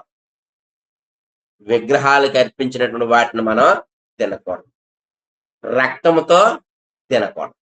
అది మాత్రం మనకు గుర్తుపెట్టు. అయితే ఈ రోజు నేను ఒక 7 పాయింట్లు చెప్పాను. సత్యవాక్యమును సరిగా విభజించడంలో ఒక 7 అంశాల గురించి ఆలోచన చేశాను. మీకు ఇచ్చినటువంటి దీంట్లో ఒక 4 ఎన్నో పాయింట్లు ఉన్నాయి. నేను ఎందుకు ఇన్ని పాయింట్లు చెప్పవలసి వచ్చిందనంటే ప్రస్తుతం ఉన్నటువంటి క్రైస్తవుల్లో ఈ అవగాహన లేదండి. ఏ అవగాహన లేదు అంటే సత్యవాక్యాన్ని సరిగా విభజించటం అనేది అవగాహన లేకపోవటం. ఈ సత్యవాక్యాన్ని సరిగా విభజించడం అనేది అవగాహన లేకపోవడం బట్టి ఈరోజు చాలా మంది కొన్ని తినడం మానేస్తారండి. అంటే బైబిల్లో ఎక్కడ చెప్పలేదే అన్ని తినొచ్చు అని అన్నాడు. 1 తిమోతి 4:4-5 వచనాల్లో మీరు ప్రార్థన చేసుకుని అన్ని తినేయండి అని అన్నాడండి. అంతే, ప్రార్థన చేసుకుంటే పవిత్రం అయిపోతాయి అవి. ఇప్పుడు నీకు నచ్చలేదు మాని, అంతే. అలాగని నువ్వు తినకూడదు అని రూల్ ఏమి కూడా లేదు.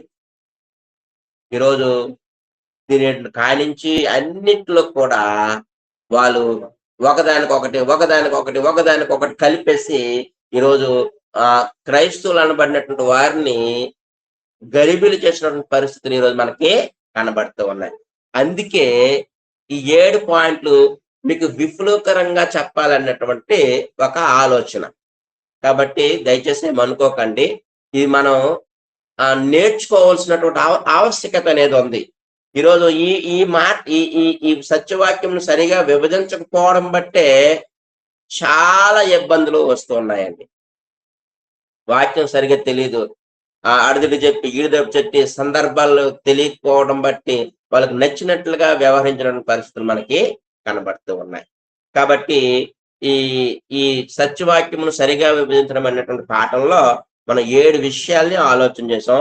1 ఆరాధన దినము, 2 ఆరాధన స్థలము, 3 బలులు, 4 పండుగలు, 5 ఆరాధనలో వాయిద్యాలు, 6 కానుకలు, 7 ఆహార నియమాలు. ఈ 7 సంగతుల్లో మీకు ఏదైనా డౌట్ ఉంటే నాకు తర్వాత మీరు తెలియజేయండి. ఎవరైనా ఒక పల్లవి ఒక చరణం పాడండి, మనం 2వ పాఠంలోకి వెళ్ళిపోతాం.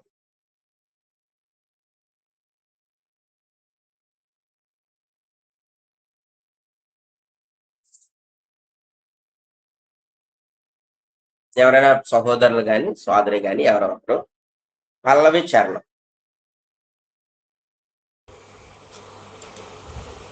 యేసు నామమే పావనము, ప్రభు యేసే రక్షణ కారణము, మనుజాలి పాపము తీరగా మరణాబ్ది తీరము చేరగా, యేసు మాకు దారి గదా. యేసు నామమే పావనము, ప్రభు యేసే రక్షణ కారణము. స్వామి యేసు మాలో తన ప్రేమ నిలుపగా, స్వామి యేసు మాలో తన ప్రేమ నిలుపగా, ఎనలేని ఈవిగా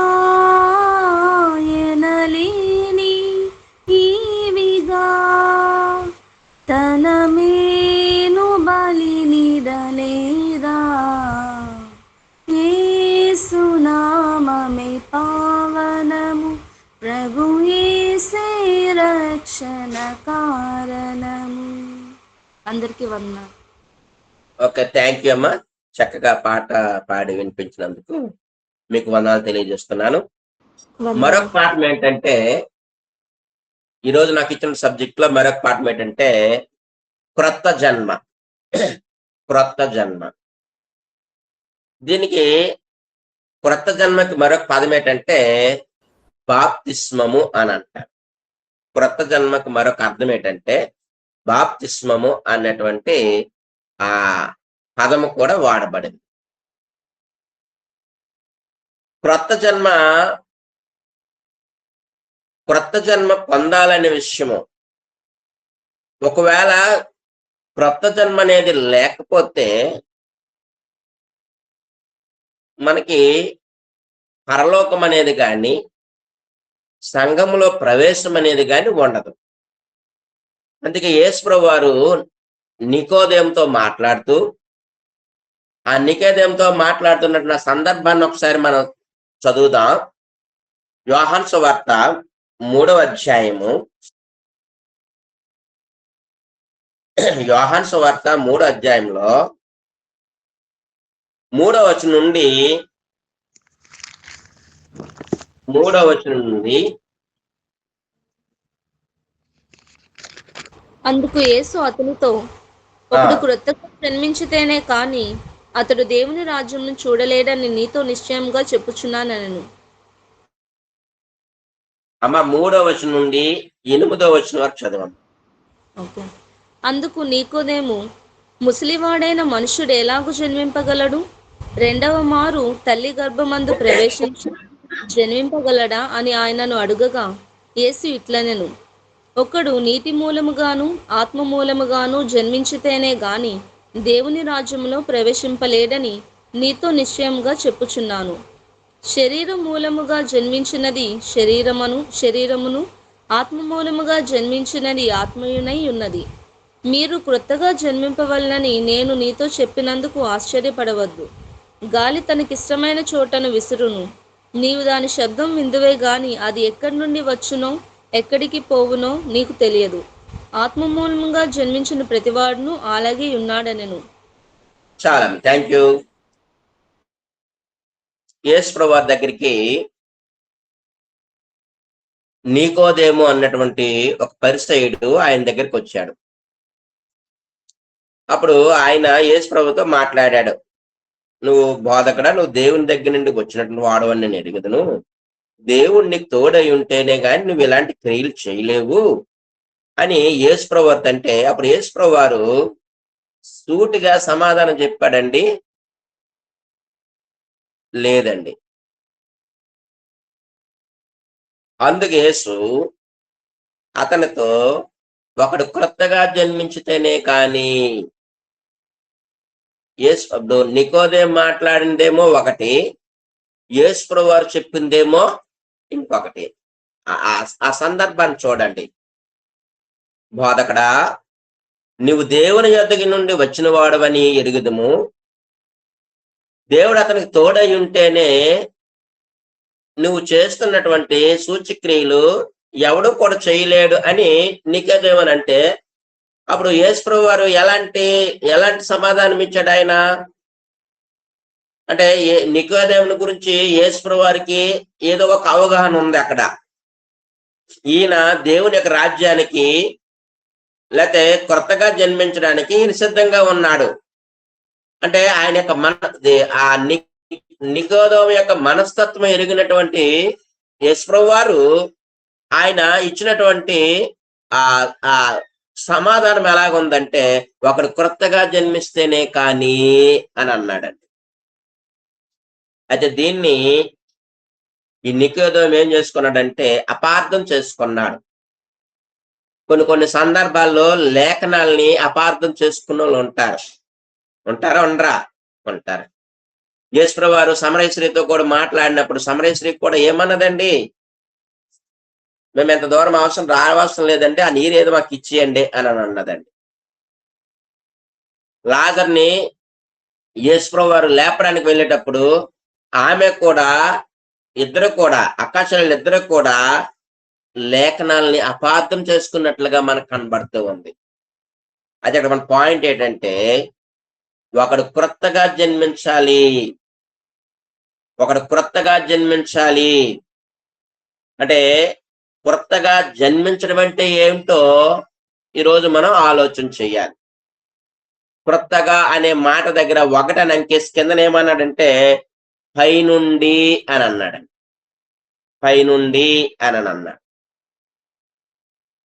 ఇందులో మొదటి పాయింట్ ఏంటంటే క్రొత్త జన్మ అనగా అంటే మానవుడు 2 రకాలు, శరీరము ఆత్మ అని మనం నేర్చుకొని ఉన్నాం. శరీరము ఆత్మ ఎలాగైతే 2 ఉన్నాయో ఈ జన్మలు కూడా 2 ఉన్నాయి. 2 రకాలైనటువంటి జన్మలు ఉన్నాయి. ఒకటి భౌతికమైనటువంటి జన్మ. 2 క్రొత్త జన్మ అంటే దేవునికి పుట్టుట, ఆత్మ దేవునికి పుట్టుట. ఇది 2వ జన్మ. ఇది కొత్తగా అంటే భౌతికంగా పుట్టడం అంటే మన తల్లిదండ్రులకి కండం. ఇప్పుడు కీర్తనకారుడు అయినటువంటి 139వ కీర్తనలు అంటాడు కదా, 13, 14 వచనం. నా తల్లి నా గర్భమున ఇచ్చేసినప్పుడు నాకు ఆశ్చర్యమును భయమును కలుగుచున్నది అనే ఆ మాటని కీర్తనకారుడైన దావీదు మాట్లాడుతూ ఉన్నట్టుగా మనకు కనబడుతూ ఉంది. మానవుడు 2 రకాలు కాబట్టి జన్మలు కూడా 2 రకాలైన జన్మలు ఉన్నాయి. ఒకటేమో భౌతిక సంబంధమైనటువంటి తల్లి గర్భమున పుట్టినటువంటి జన్మ అనేది ఒకటి ఉంది. రెండోది ఏంటంటే క్రొత్తగా అంటే పుట్టడం అంటే ఏంటంటే దేవునికి పుట్టడం అనేది ఒక జన్మ ఉంది. ఒకసారి యోహాను సువార్త 1వ అధ్యాయము 13వ వచనంలో చూడండి ఒకసారి. వారు దేవుని వలన పుట్టిన వారే గాని రక్తము వలనైనను శరీరేచ్ఛల వలనైనను మానసేచ్ఛల వలన పుట్టిన వారు కారు అనే విషయాన్ని ఇక్కడ తెలియజేస్తూ ఉన్నారు. అంటే ఇది దేనికి సంబంధించినటువంటిది అని అంటే ఆత్మ సంబంధమైనటువంటి జన్మకు సంబంధించినటువంటి సంగతి. అది ఆత్మ సంబంధమైనటువంటి జన్మ గురించినటువంటి సంగతిని మాట్లాడుతూ వారు దేవునికి పుట్టిన వారే గాని రక్తము వలనైన గాని శరీర ఇచ్చము వలనైనటువంటి గాని మానసేచ్ఛల వలనైనటువంటి వారు గాని వారు పుట్టిన వారు కాదు అనే విషయాన్ని ఇక్కడ తెలియజేస్తూ ఉన్నాడు. అంటే భౌతికంగా పుట్టినటువంటిదేమో భౌతిక జన్మ, తల్లికి పుట్టినటువంటిదేమో భౌతిక జన్మ, తల్లిదండ్రులకు కన్నటువంటి. ఇప్పుడు మనం అందరం కూడా తల్లిదండ్రులకు పుట్టాం కాబట్టి ఇది ఒక జన్మ. ఇప్పుడు శరీరం ద్వారా బయటకు వచ్చాం కాబట్టి ఇప్పుడు మనలో ఆత్మ ఉంది కదా, ఈ ఆత్మ కూడా పుట్టాలి. ఈ ఆత్మ ఎలా పుట్టాలి అంటే దేవునికి పుట్టాలి, పైనుండి జన్మించాలి. అదే 3వ అధ్యాయంలో ఆ మాటలు మనం చదివాం కదండి. ఏమన్నాడు అనంటే 3వ అధ్యాయంలో యోహాను సువార్త 3వ అధ్యాయంలోనే 3వ వచనంలోనే అందుకు యేసు అతనితో ఒకడు క్రొత్తగా జన్మించితేనే గాని ఒకటని అంకేసి పైనుండి జన్మిస్తేనే గాని అంటే ఏది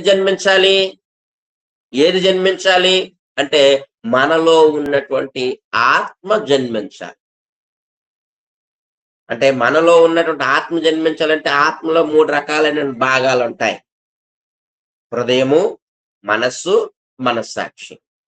ఈ 3 కలిస్తేనే ఆత్మ అయింది.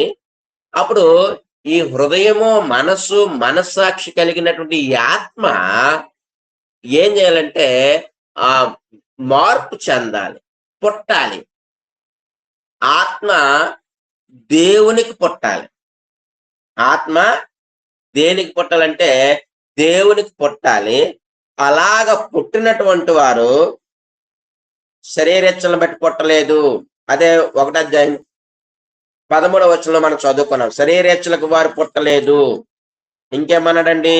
వారు దేవుని వల్లనే పుట్టారు, రక్తానికి పుట్టినటువంటి వారు కాదు, మానసేచ్ఛలకు పుట్టినటువంటి వారు కాదు. అంటే ఏ జన్మ గురించి మాట్లాడుతూ ఉన్నాడంటే ఆత్మ సంబంధమైనటువంటి జన్మ గురించి మాట్లాడుతూ ఉన్నాడు. ఈ ఏ పాయింట్ లో 2వ పాయింట్ ఏంటంటే క్రొత్త జన్మలో 2 విషయాలు మనకి ఇక్కడ కనబడుతూ ఉన్నాయి. క్రొత్త జన్మలో 2 విషయాలు మనకి ఇక్కడ కనబడుతూ ఉన్నాయి.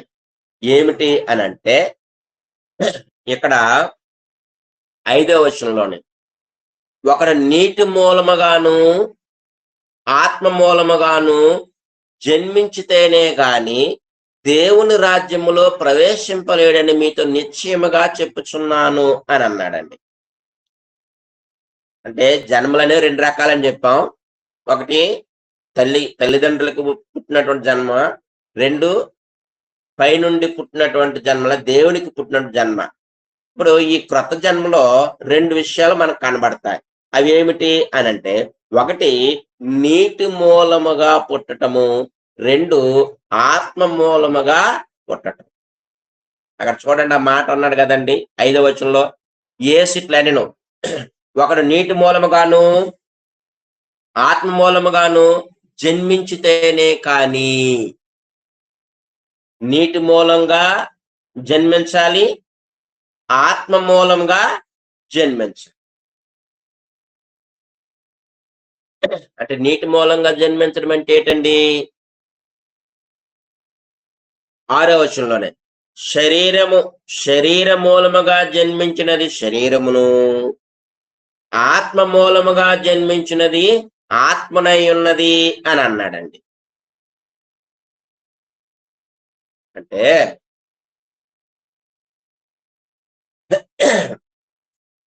ఈ భౌతిక జన్మలో రెండు దేహాన్ని కలిగినటువంటి నేను, ఆత్మను కలిగినటువంటి నేను. ఈ దేహమేమో నీటి మూలముగా జన్మించాలి, ఆత్మేమో ఆత్మ మూలంగా అంటే ఆ నీటిలో కడగబడి ఆత్మలో నిశ్చయించుకొని కడగబడాలి. అది పాయింట్ అండి. అంటే హృదయములో నిశ్చయించుకొని, దేవుని యొక్క వాక్యం మనం విన్నాం, ఆ వాక్యం మనకు అర్థమైంది, నైనా ఇక్కడి నుంచి నేను ఇలాగ బ్రతుకుతానని మనము నిశ్చయించుకోవటాన్ని ఆత్మ మూలముగా కొత్తగా జన్మించటము అని అర్థమండి. ఆత్మ మూలంగా కొత్తగా జన్మించడం అంటే మన మన ఆత్మలో నిశ్చయించుకోవడాన్ని బట్టి ఆత్మ మూలముగా జన్మించటం అనే విషయాన్ని ఇక్కడ మనకు స్పష్టంగా తెలియజేస్తూ ఉన్నాడు. అయితే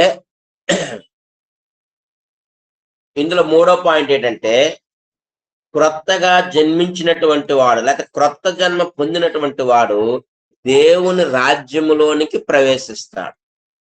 5వ వచనంలో మాట ఉంది, ఒకడు నీటి మూలంగాను ఆత్మ మూలంగాను జన్మించితేనే గాని దేవుని రాజ్యములో ప్రవేశింపలేడు. అంటే దేవుని రాజ్యములో ప్రవేశించాలంటే ఖచ్చితంగా బాప్తిస్మం అనేది పొందాలి. ఆ బాప్తిస్ము ఒకటి శరీరానికి, రెండు ఆత్మకు. ఆ నీటి ద్వారా ఆత్మ ఏమవబడుతుందంటే శుద్ధి చేయబడుతుంది. ఆత్మ శుద్ధి చేయబడుతుంది. ఆత్మలో నిశ్చయించుకున్నప్పుడే మనం ఆ బాప్తిస్మం అనేది పొందుకుంటాం. ఈ క్రొత్త జన్మ ఎందుకు అనంటే దేవుని రాజ్యములో మనం ప్రవేశించటానికి, సంఘములో మనం ప్రవేశించటానికి, తదనంతరము పరలోక రాజ్యంలోనికి మనం ప్రవేశించటానికి క్రొత్త జన్మ అంటే బాప్తిస్మం అనేది అవసరం అనే విషయాన్ని ఇక్కడ స్పష్టంగా తెలియజేస్తూ ఉన్నాడు యేసు ప్రభువారు నికోదేముతో. ఇక్కడ క్రొత్త జన్మ అనగానే ఒక 3 విషయాల్ని మనం ఆలోచన చేసాం. ఒకటి, 2 జన్మలు ఉంటాయి, అది భౌతిక జన్మ, ఆత్మ సంబంధమైనటువంటి జన్మ. ఇందులో 2 నియమాలు అనేవి ఉంటాయి, లేక 2 విషయాలు అనేవి ఉంటాయి. నీటి మూలంగా పుట్టేదేమో నీటికి సంబంధించింది, ఆత్మ మూలంగా పుట్టినదేమో ఆత్మకు సంబంధించినటువంటిదని ఆలోచించాం.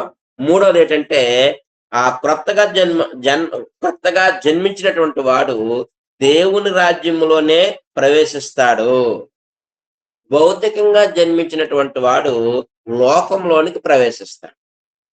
మా అమ్మ నాన్నలు బట్టి నేను ఈ లోకంలోనికి వచ్చాను. అదే నేను దేవునికి పుడితే అప్పుడు దేవుని రాజ్యంలోనికి నేను ప్రవేశించే అవకాశం అనేది ఉంటుంది. ఇందులో బి పాయింట్ ఏంటంటే, ఒక వ్యక్తి క్రొత్తగా జన్మించాలంటే ఏం చేయాలి అని అంటే ఒక 5 మెట్లు ఉన్నాయండి. ఒక 5 మెట్లు ఉన్నాయి. ఒకటి, వాక్యం వినాలి. ఏం చేయాలండి? వాక్యం అనేది వినాలి. యోహాను సువార్త 5వ అధ్యాయం 24వ వచనంలో చదవండి అమ్మ ఒకసారి. నా మాట విని నన్ను పంపిన వాని యందు విశ్వాసం ఉంచువాడు నిత్య జీవము గలవాడు. వాడు తీర్పులోనికి రాక మరణంలో నుండి జీవములోనికి దాటి ఉన్నాడని మీతో నిశ్చయముగా చెప్పుచున్నాను.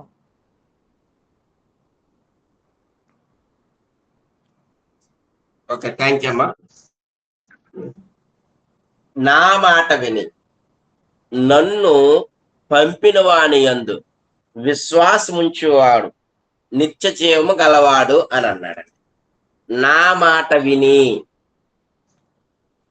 హెబ్రీ పత్రికలో రోమా పత్రిక 10వ అధ్యాయం 17వ వచనంలో కాగా వినుట వలన విశ్వాసము కలుగును, వినుట క్రీస్తును కూర్చున్నటువంటి మాటల వలన కలుగును అని అన్నాడు. అంటే నువ్వు ఏం వినాలి? క్రీస్తుని కూర్చున్నటువంటి వాక్యం వినాలి. అంటే వాక్యం వింటేనే ఏమొస్తుంది? విశ్వాసం అనేది వస్తుంది. అది తరువాత అంటే దేవుని యొక్క వాక్యం మనం వినాలి. ఆ వాక్యము ఏమవుతుంటే మనలో విశ్వాసాన్ని పెంచుతూ ఉంది. నువ్వు క్రొత్తగా జన్మించాలంటే ఏవేవో మాటలు వింటే కాదు, క్రీస్తుని గూర్చినటువంటి సమాచారము నువ్వు వినాలి. ఆ క్రీస్తుని గూర్చినటువంటి సమాచారం వింటేనే అప్పుడు నువ్వు క్రొత్తగా జన్మించడానికి ఒక మెట్టు వేసినట్టు. రెండో మెట్టు ఏంటంటే విశ్వసించాలి. రెండోది ఏంటంటే విశ్వసించాలి. ఏదైతే వాక్యం విన్నామో ఆ విన్నటువంటి వాక్యాన్ని మనం విశ్వసించి మనం ముందుకు కొనసాగాలి. హెబ్రీ పత్రిక 11వ అధ్యాయం 16వ వచనంలో అక్కడ మాట్లాడుతూ హెబ్రీ పత్రిక 11వ అధ్యాయము 16వ వచనంలో అయితే వారు మరి శ్రేష్టమైన దేశమును అనగా పరలోక సంబంధమైన దేశమును కోరుచున్నారు. అందుచేత తాను వారి దేవుడినని అనిపించుకొనుటకు దేవుడు వారిని గూర్చి సిగ్గుపడడు. 6వ వచనం విశ్వాసము లేకుండా దేవునికి ఇష్టడయుట అసాధ్యము. దేవుని యొద్దకు వచ్చివాడు ఆయన ఉన్నాడనియు తన్ను వెదుకు వారికి ఫలము దయచేయువాడనియు నమ్మవలను కదా. అంటే విశ్వాసము లేకుండా దేవునికి ఇష్టడై ఉండటం అనేది అసాధ్యము అనే విషయాన్ని ఇక్కడ మనకు స్పష్టంగా తెలియజేస్తూ ఉన్నాడు. ఒకటి వాక్యం వినాలి, రెండేమో విశ్వసించాలి. ఏం విశ్వసించాలి? ఇదిగో నేను ఆయన దగ్గరికి వెళ్తూ ఉన్నాను, ఆయన నాకు ఫలాన్ని దయచేసినటువంటి వాడు అని విశ్వసించాలి. ఏ ఉద్దేశంతో మనం దేవుని దగ్గరికి వెళ్తున్నామో ఆ ఉద్దేశాన్ని ఆయన నెరవేరుస్తాడు అనే విషయాన్ని మనం విశ్వసించాలి. దేవుని యొక్క వాక్యము మనకి ఏం బోధించింది, ఆ బోధించిన వాక్యాన్ని బట్టి మనం ఏం విశ్వసించి మనం ఆయన దగ్గరికి వెళ్ళాం అనేది రెండో పాయింట్. మూడో పాయింట్ ఏంటంటే మారు మనసు పొందాలి. మారు మనసు మనము పొందాలి. మారు మనసు పొందటం అంటే ఇది ఆత్మకు సంబంధించినటువంటి మనస్సు అండి. అంటే ఆత్మకు సంబంధించినటువంటిది, బయట మారిపోవడం కాదు. నేను ఒకసారి ఒక ఆయన చూశాను, యేసుప్రభువులా గడ్డలు పెంచి, అంటే బొమ్మలో ఉన్నటువంటి వ్యక్తిలాగా గడ్డలు పెంచి ఈ జుట్టు పెంచి ఒక సిలువును వేసుకొని, అంటే చిన్న సిలువు చేతితో పట్టుకొని ఇలాగ వచ్చేవాడండి. అంటే దాన్ని బట్టి ఏంటంటే ఆయన ఆకారంలో అలా కనబడే మనకి ఈ ఫోటోలు ఉన్న ఈ టీవీ లాంటి చూపిస్తున్నారు కదండి, అలాగా అనుకుంటాడా. అది ఆకారం. అది యేసుప్రభు యొక్క స్వభావం మనలో రావాలి.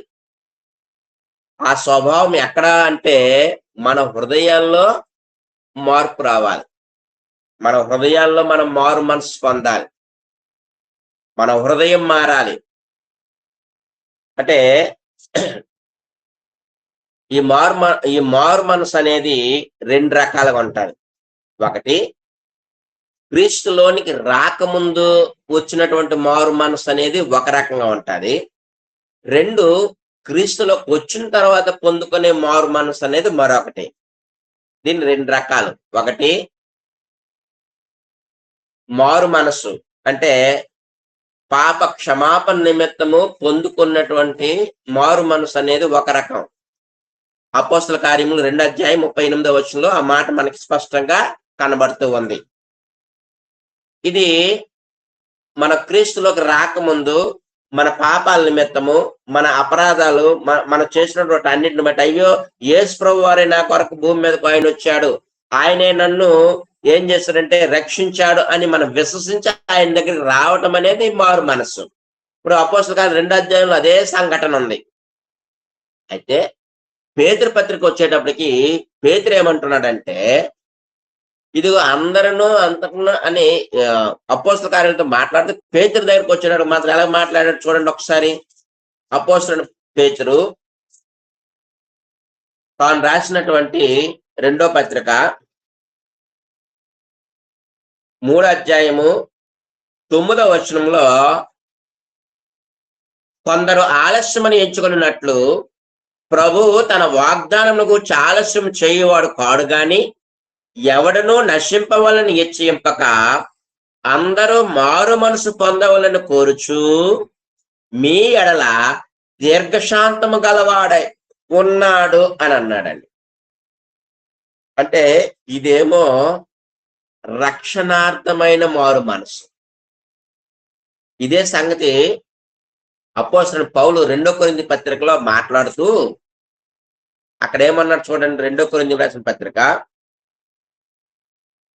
2 కొరింథీ రాసిన పత్రిక 7వ అధ్యాయము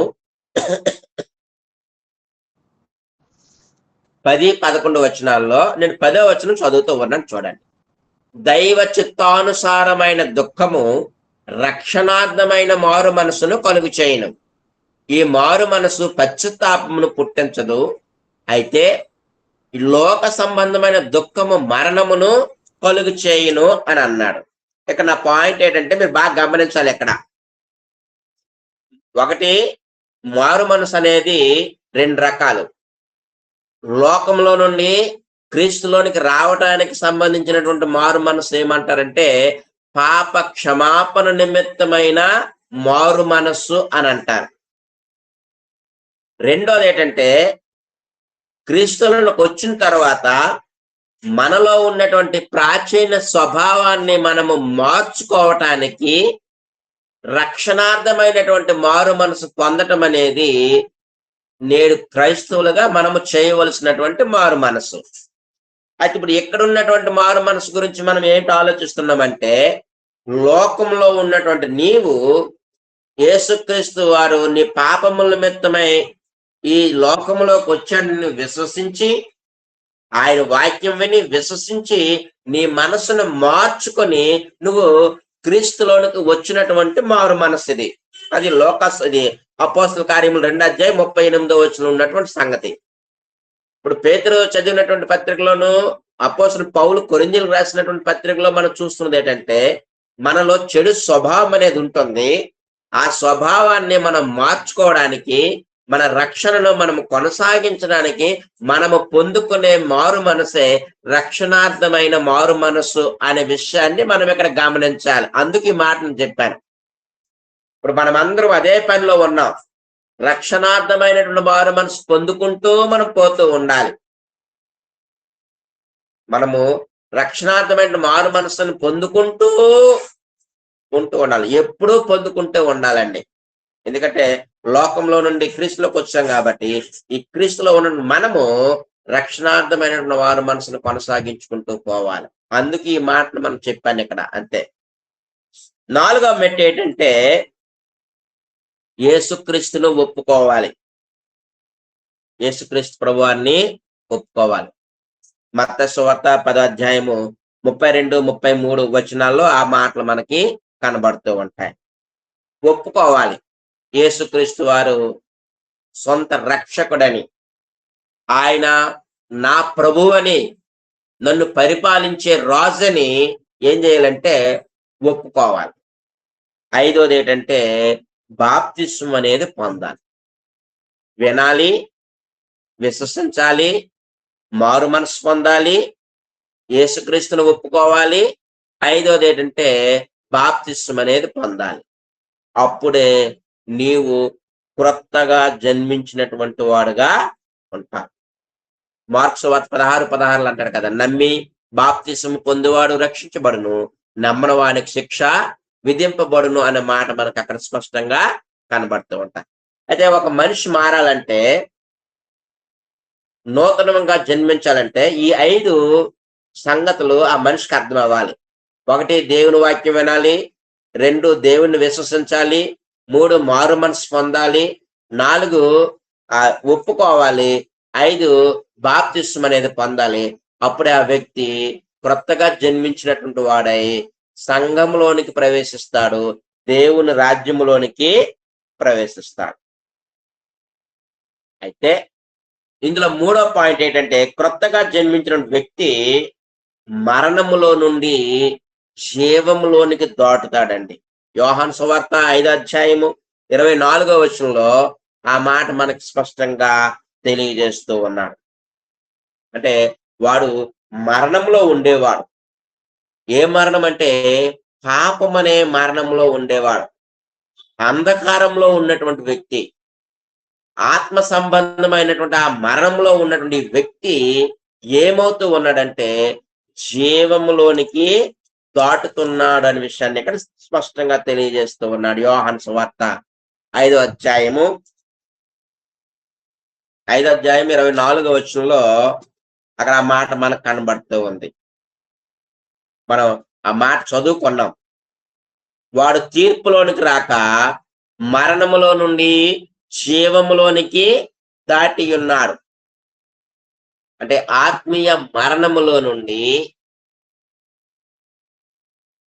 నిత్యము జీవించే ఆ జీవన విధానంలోనికి లేదా జీవములోనికి ఏం చేస్తూ ఉన్నాడు? బాప్తిస్మము ద్వారా రక్షించబడుతున్నాడు.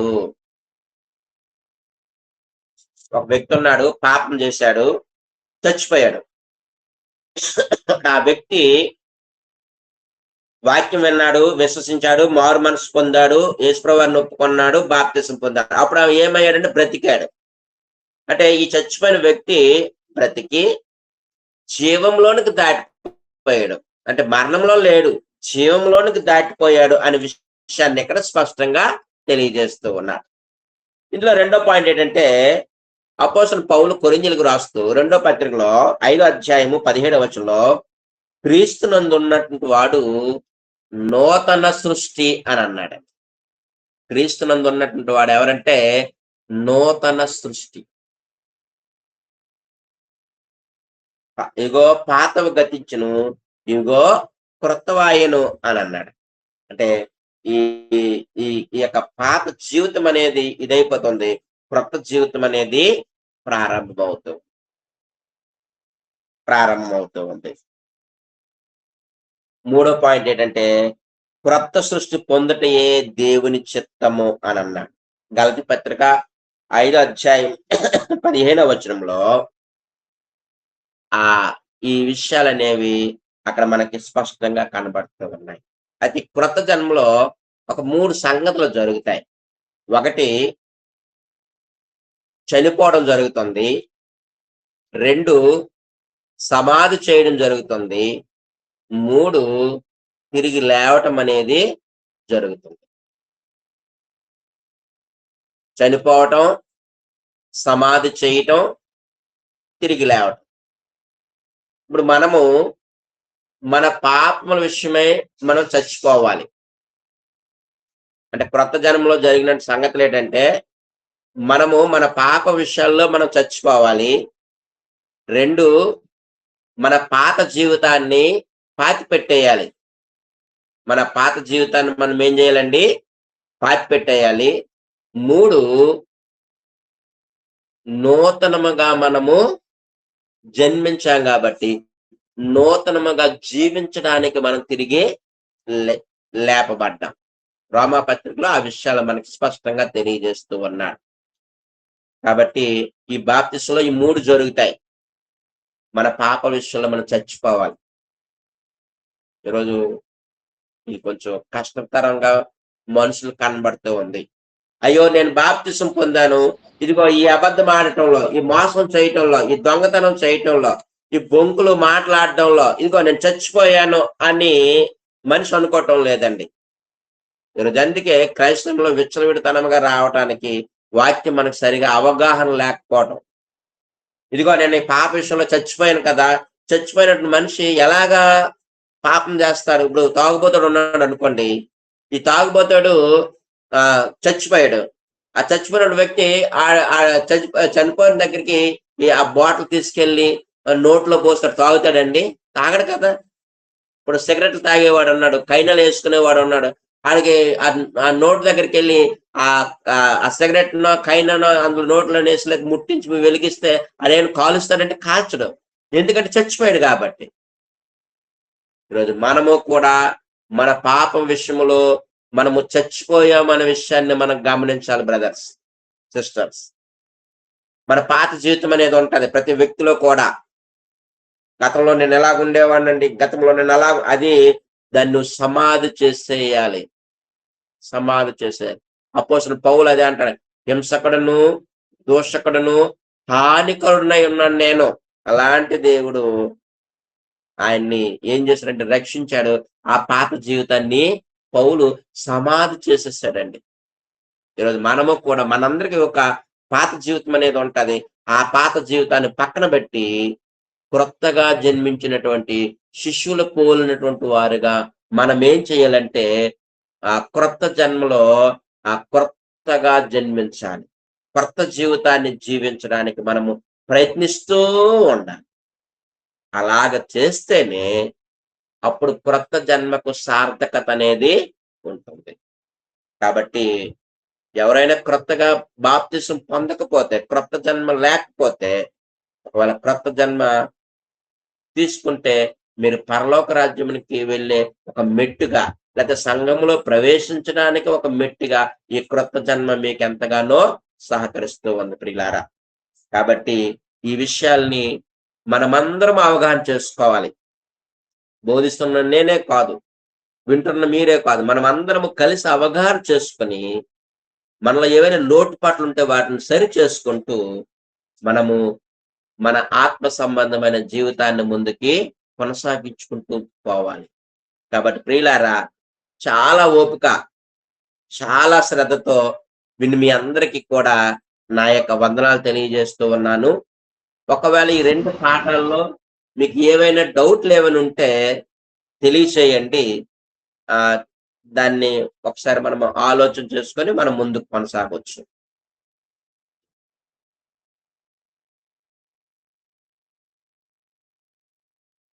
ఎవరికైనా ఎనీ డౌట్ అండి? Any doubts?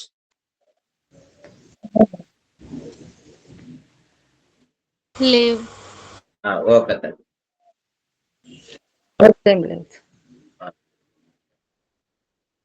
బ్రదర్ ప్రార్థన చేసుకుని ముగించుకోమంటారా?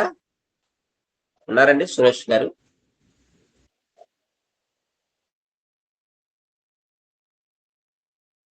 ఓకేనమ్మా, మనం ప్రార్థన చేసుకుని ముగించుకుందామండి. ప్రార్థన చేసుకుందాం. ప్రేమ స్వరూపైన మా తండ్రి, మహోన్నతుడైన మా దేవ, ఈ ప్రభు యొక్క దినంలో ఇలాగా మిమ్మల్ని స్తుతించడానికి, మహింపరచడానికి ఈ జూమ్ మీట్ ద్వారా ఇలాగా కొద్ది నిమిషాల పాటు మీ మాటలు మేము నేర్చుకోవడానికి మీరు ఇచ్చిన అవకాశాన్ని బట్టి మీకు స్తుతులు నాయన. మా ప్రియులు సహోదరులు సురేష్ కుమార్ గారు, వారి బృందము 2 సంవత్సరాల బైబిల్ కోర్సుని మరి ప్రవేశపెట్టి ఆన్లైన్ ద్వారా కొంతమంది విద్యార్థులకు వారు ట్రైనింగ్ ఇస్తున్న విధానాన్ని బట్టి మీకు స్తుతి చెల్లిస్తున్నాం. ఆ భాగంలో అదే ఆ దిశగా మీరు నన్ను ఈరోజు ఉపయోగించుకున్నందుకు మీకు స్తుతి చెల్లిస్తున్నాం. ముఖ్యంగా మరి సోదరులు సురేష్ కుమార్ గారు చేస్తున్నటువంటి పరిచర్యను దీవించండి, ఆశీర్వదించండి. తన భార్య బిడ్డల్ని మీరు ఆశీర్వదించండి. సోదరుల యొక్క ప్రయాణాల్లోనూ పనిపాట్లోనూ ప్రతి విషయంలో కూడా మీ సహాయ సహకారం దయచేయండి.